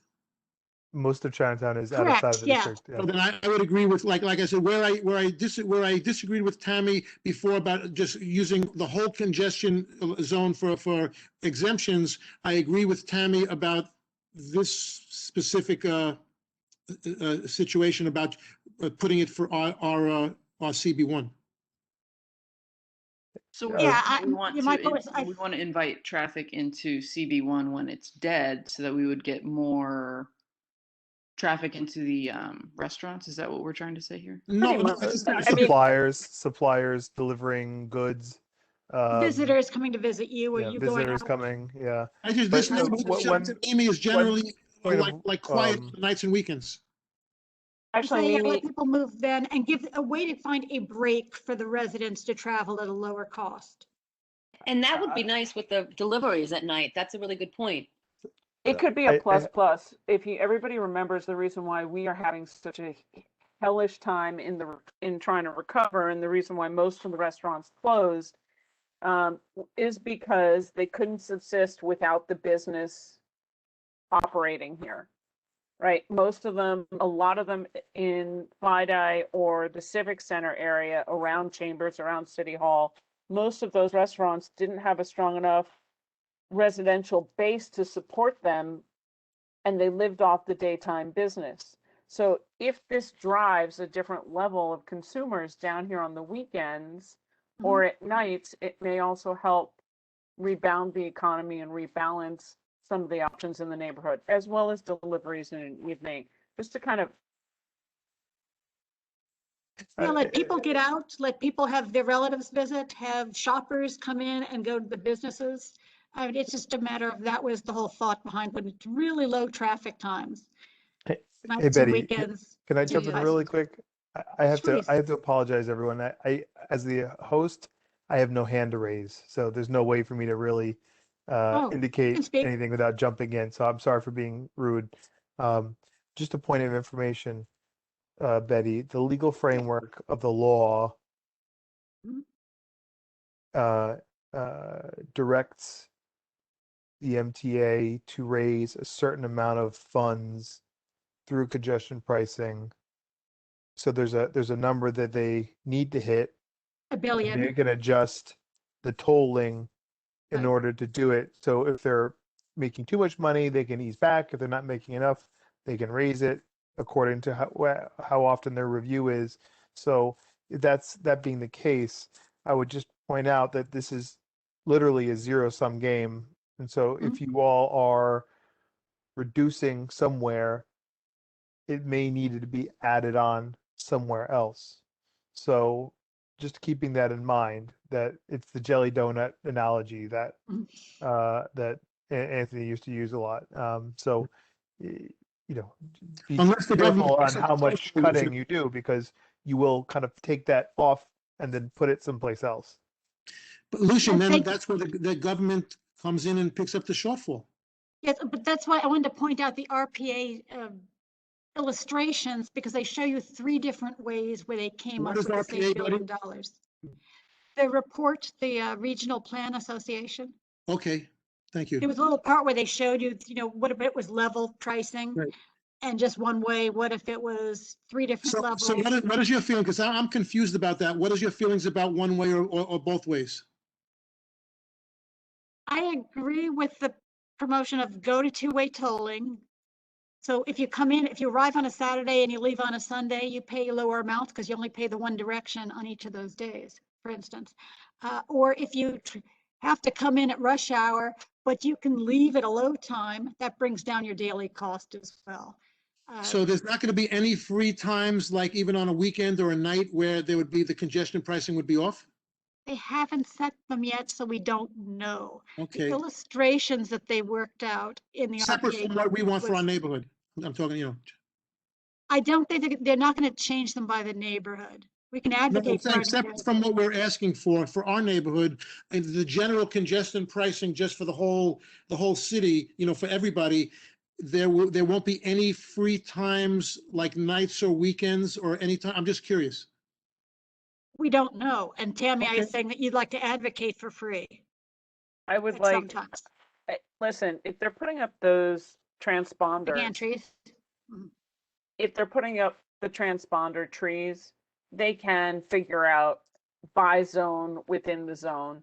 To say that they cannot is ridiculous with today's Right. technology. Right. So there is no reason that they couldn't try and figure out a way, for example, to say in Lower Manhattan, you didn't need to do nights and weekends. Whereas if you were in Midtown in the Christmas season, holy smokes, you need to do nights and weekends. Right. Yeah, no, I understand, but you're back to Mimi's problem of living with it. When it's unpredictable, you cross the street and all of a sudden you're hit with a fee you weren't anticipating. Yeah, and just to Lucian's point, of course, in theory, if they were making too much money, they could lower it, but that side is never going to happen. That's never been proven. Whether it's the airlines or whether it's anything else, that is never going to happen. So I love you, Lucian, but for that one point, we have to be real. And what Mimi said, Betty, was that the reason why the variable pricing rotted for them is because it was based on current traffic conditions. Yeah, And Singapore that is, does that. Yeah, that's really difficult because if there's one car accident, then you're screwed. Mhm. But if it's timed and zoned, then you can figure out variable tolling because you can figure out, you know what? Nights and weekends, I'm going to spend extra money if I'm parking in this area. So I'll just drive down here, which is exactly what has happened when they did the tolling change and forced all that commercial traffic to come through Brooklyn. That's exactly what people did. It's also generally one of the pitfalls that a lot of localities and states and authorities encounter when they do public-private partnerships. So Chicago famously gave away all of its parking meters, and one of the first things that happened was the meter prices went up, and they couldn't control it because contractually they had given that away to the company that was doing all the metering. For 10 years. For quite some time. And so, you know, Ten you see years. this a lot for lots of public-private partnership That was a projects. And it's like, it's the weakness of the contract and Yeah. failure to create kind of release mechanisms or safeguards for spiking. So So on the variable tolling, so on my understanding is from what everybody's saying is we kind of agree that the price should vary by time and day of the week? that's my question to people. Yeah, because like what I was kind of thinking Lucian was getting at was that like if we have it be cheaper on weekends than on weekdays, then they might need to make the weekday price way higher, Yeah, which is that's what I was sort of getting like at. less fair to people that have to commute, you know, like, but That's if we what keep it even, it might make it better for people that have to commute. Yeah, I see both sides, Mimi. That's why I keep on going back to the government making up any shortfall, because it's just so unfair. I mean, the government gets their money from us no matter what. Right, So well, like when you say the government will cover a shortfall, that's still taxation To on us. us somehow. well, some that, put the tax back, whatever, increase the tax on cigarettes, alcohol, and, Marijuana. heroin and morphine. And Okay, well, That's just let's the whole hear from point. people. The government wastes the money. And then they have to do congestion pricing and everything else, raise the taxes because they just waste it and don't Okay, properly we're not. get it. So that's the bottom line. That's why we're in this predicament. Tell me if you want a no on two-way tolling. Otherwise, I assume you agree that, yeah, we want two-way versus one-way versus one lump. I as a driver and a Manhattanite, if I'm not going out in our district, if I'm not spending my money in Community Board 1 restaurants and things like that, I get in my car and I go to Brooklyn. I don't go to other parts of Manhattan. Like even, for example, to go to Costco in Manhattan, their parking is $6 in addition to I now have to pay this fee because it's on 116th Street. I can just get in the car and go to Brooklyn, like a couple stops off the BQE, and I park for free and I do whatever. So I think that people, I say all this to say, I think that people will avoid Manhattan even more, and our businesses will continue to lose. So we'll support the MTA and we'll put other people out of business because no one will want to go. That's a good point. Okay, just Betty, since you asked people to weigh in, two-way or one-way tolling, I guess I support two-way tolling just because that already matches up with what's on the Queens Midtown Tunnel, the Brooklyn Battery, and the Triborough. That's like given the option. Again, Yeah. especially if you only go in one direction on one day, that would cap your daily cost. I would say that. Do we know if- what they're if there was- planning? Because really, I'm open to either. If So why there were don't we no, leave that out, Betty? If we're all kind of are open to either, why don't we just leave that out? Lucian's trying to say something. Can we let him talk? Sorry. if there's a scenario where, let's say you didn't have a residential carve out, two-way tolling would benefit residents because you would not be dinged for leaving town for the weekend or or coming back. Having my relative visit me for the weekend. Yeah, so you would be the ones who would really mostly benefit, and the commuters would always pay the full toll because they would enter and leave the district every day. So I would say from a policy standpoint, it would behoove you to, if you support a carve out for residents, to also support two-way tolling, because if you get one or the other, you'll benefit. So is that suggesting that we'd be putting it on commuters, like people who come here to work? Well, During the the week? toll, it's either everyone pays the full congestion charge, or you just pay every time you enter half of it and half anytime you leave. So for those who are coming in for, let's say they're driving to come into a hotel to visit Lower Manhattan, they would only pay once and then they would pay again when they left, and that could be a week later. as opposed to paying the full charge. So, but for On both residents, days. yeah, but a resident, if you use the car to like leave town or to come back from a trip, you would only pay half. So the residents are most likely to get the benefit of only paying half each time you cross the line in a day than anyone else, because a commuter would always, you would assume that they come into work and then they leave within a 24-hour period, so they always pay the full charge. But a resident is most likely to have a scenario where they only pay half a charge. Well, I would support whatever the committee wanted to do, but I think I'm personally against a majority of the people that come into the neighborhood to work are service employees, like people who can afford to live here and, work on Exchange Place do. Other people, they come and they work in our grocery stores and they do our nursing and our nannying and all that. And they're everything, yeah. And I wouldn't feel comfortable putting the burden of congestion pricing on them. They don't even make enough an hour for that to be at all fair. That's why I still think two-way tolling beneficial to them. Because one, to advocate for me having relatives to visit, because I don't have a car, but it's nice to see people occasionally. Two-way tolling makes it easier. People who go out for weekends, they're going to benefit from it too. But if you can't go at a cheap time, at one end, you may be able to get a lower cost at the other end when you're exiting for those that are commuters. So it can benefit the commuters as well. They can come a little bit earlier or leave a little bit later would make a difference if they have some flexibility. The overall goal is to make commuters ride the subway, though, right? Like, that's the point of this program. Yes. But say you had a nurse who's working 3 to 11, they may have an 11 o'clock shift that's a little bit lower. So they'd be maybe paying a high rate coming in, but they'd be paying the lower rate when they leave work to go home, and they brought the car because they were concerned about the nighttime travel. Mimi, I would say that the larger kind of like the 10,000-foot goal is to take like if you have like a graph and there's a big spike, as you go through the hours, to try to take that and make it a more of a flat line as possible.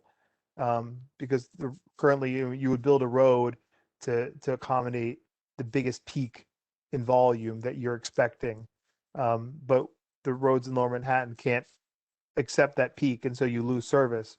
So if you distribute the amount of activity across a 24-hour period, then the roads are then right-sized, or let's say the volume is right-sized for the streets that we have, with the excess going to the subways. I think is like the kind of the bigger idea. So for the trips that can be converted into subway trips, that's part of it. But then other trips you want to push into the later hours or the overnight, to whatever degree you can, because some you just can't convert into subway trips. Yeah, like what you're saying is like deliveries. Right. Supplies, would, deliveries. Like this is sort of trying to push the deliveries that generally happen during the day, and so, but that also like changes people's whole lifestyles. You know what I mean? Like if we're considering the commuters and how it puts a burden on them, like it overall, like that could change like the entire lifestyle of the people that deliver.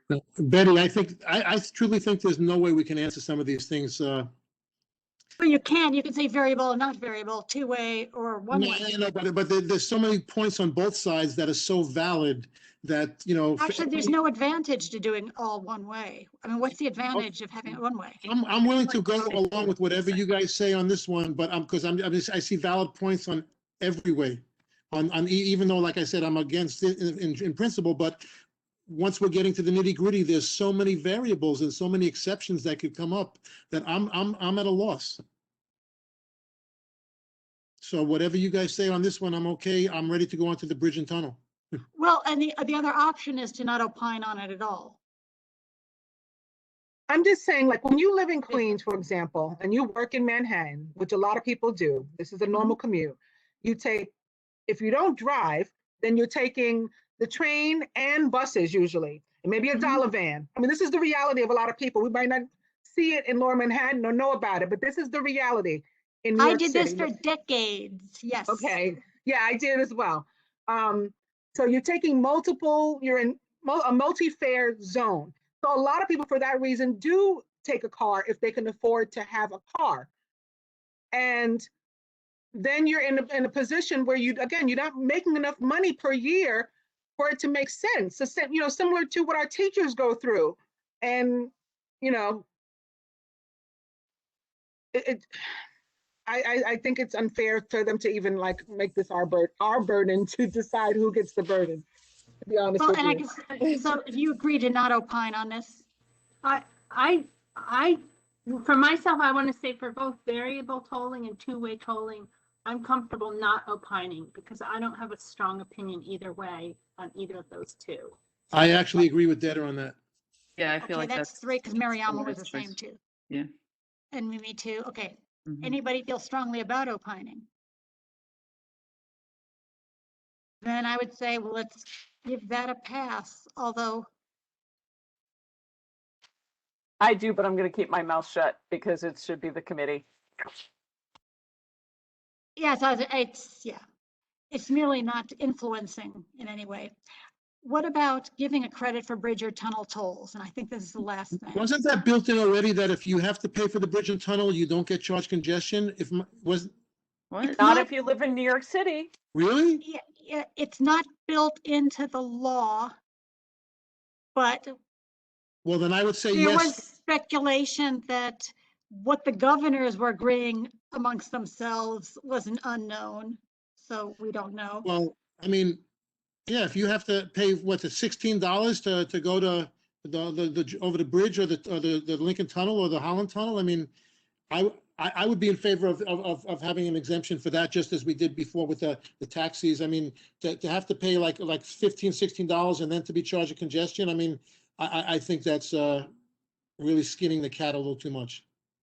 Yes, and the wording I think they use is that you get the credit for that bridge, the toll on the bridge or the tunnel, put toward congestion pricing. So then let's say the bridge is $16 and let's say congestion pricing is $11. You get a $5 rebate? You should wish. No, right, that's my point. I know. So the Port Authority isn't going to pay the MTA. Right. But if the toll is only $8, then you have to make up the shortfall. That it's. I would just say. Look at it this way: if you take the Battery Tunnel, at least that gives you another option to the Brooklyn Bridge that becomes more even. Because now if you get the credit on the tunnel, they're screwing you either way. That's what it's all about. I would put an exemption for bridge and tunnel tolls. The Battery Tunnel is a specific one, but I'm talking about the bridges. So the bridge and tunnel, if it's more than the congestion, then I would have the congestion be exempt if you take one of the Holland George Washington Bridge or Lincoln Tunnel. Yes, you get a credit. Would it apply to George Washington, or you get a credit for George Washington too, even though it's not in the zone? No, but you have to. If you're coming from some place. So that's in the pot of those that there's nothing that's decided but needs to be decided. Yes. Somebody might have to. I feel more comfortable talking about that one than when they figure out what they want to do. Then we could say like for example, Mariana, I actually have to go Thursday to Northern New Jersey. I have to borrow my daughter's car and drive, let's say we don't get, an exemption from our neighborhood. I have to drive and then I take the George Washington Bridge and come back down. So there are many situations where you would have to pay a toll and still come into the zone. So I would include the bridges and tunnels just as a general sentence. Well, and that's what they did. And the comment from the RPA, because they're the professionals, I don't know, who said, just working out engineering wise, if people aren't toll shopping, they're going to take the shortest distance. Right. So if you're really serious about pollution and you're really serious about congestion, you want them taking the shortest distance. Actually, I agree, if you can afford to. Wait, so that's why they're trying to level the table a bit with which I'm choice saying, like I said, if you're well off financially, you can take the shortest distance. Just like, if you can afford $2,000 for a direct flight to Australia, as opposed to like $1,200 where there's two change fees, two stopovers, that's, you can, what I'm saying? My analogy? No, you're confused. The thing is, whichever tunnel or bridge you would take to get onto Manhattan would be credited towards congestion pricing. Okay. So in that sense, it doesn't really matter because congestion pricing wouldn't affect the other costs. Yes, Betty, I So agree. that goes to the $1 billion. Is that what we're saying? It will go to the $1 billion. Actually, in some ways, it takes away from it. What? Because if the bridge or tunnel costs more, and that's going to the Port Authority, they would still waive, and so they then wouldn't, the credit would be bigger than the actual congestion fee, meaning they wouldn't actually pay that particular vehicle. I just think wait. So like if a truck is going over the Manhattan Bridge onto Canal Street and then into the tunnel, will that count or not to our $1 billion that we need to make? The one coming over the Manhattan Bridge to Canal here would Street. count. And then into the tunnel. Yeah, and then the question is with the tunnel, it's the deal was supposedly New Jersey people coming here, so they were more concerned about that direction. But obviously, they have to return. I mean, if they're from Jersey, they still have to return. I don't think we can, those are super great points, but I don't think we can worry about where every penny goes. I think we just, like the exemption for people taking the bridge and tunnel and to have that credited against an extra congestion, I would think that that's the most we can do because, we can't be worried or responsible for where everything is allocated. I mean, it gets really crazy. Assume we don't. Yeah, assume, as Tammy's right, you don't get the 100% discount as a resident that you want, and you really want it. Would you at least like to know that the bridge or tunnel you're taking, because you want to go to Brooklyn or you want to go to New Jersey, that at least you're not going to pay those fees on top of the congestion fee that you're paying, but rather one's credited towards the other?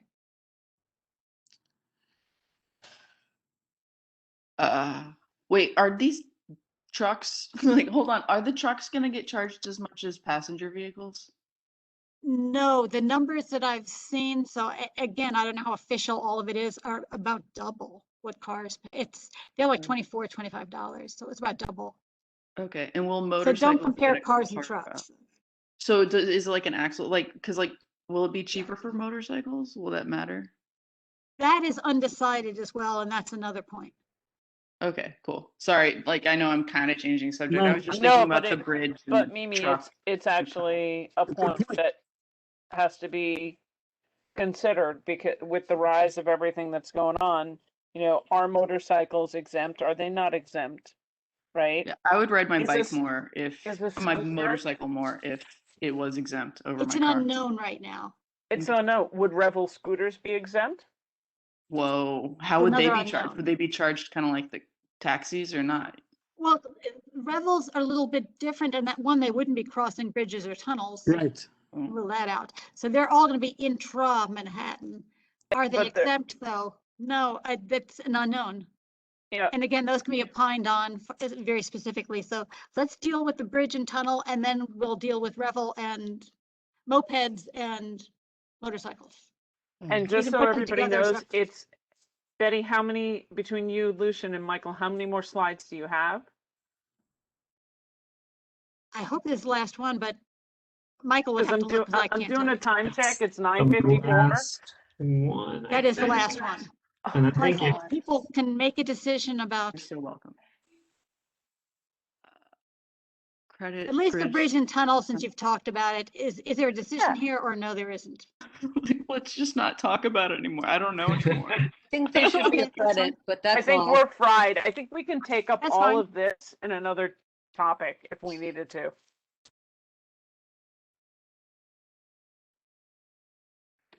This is really great though, y'all. It's been good digging into this. Exactly.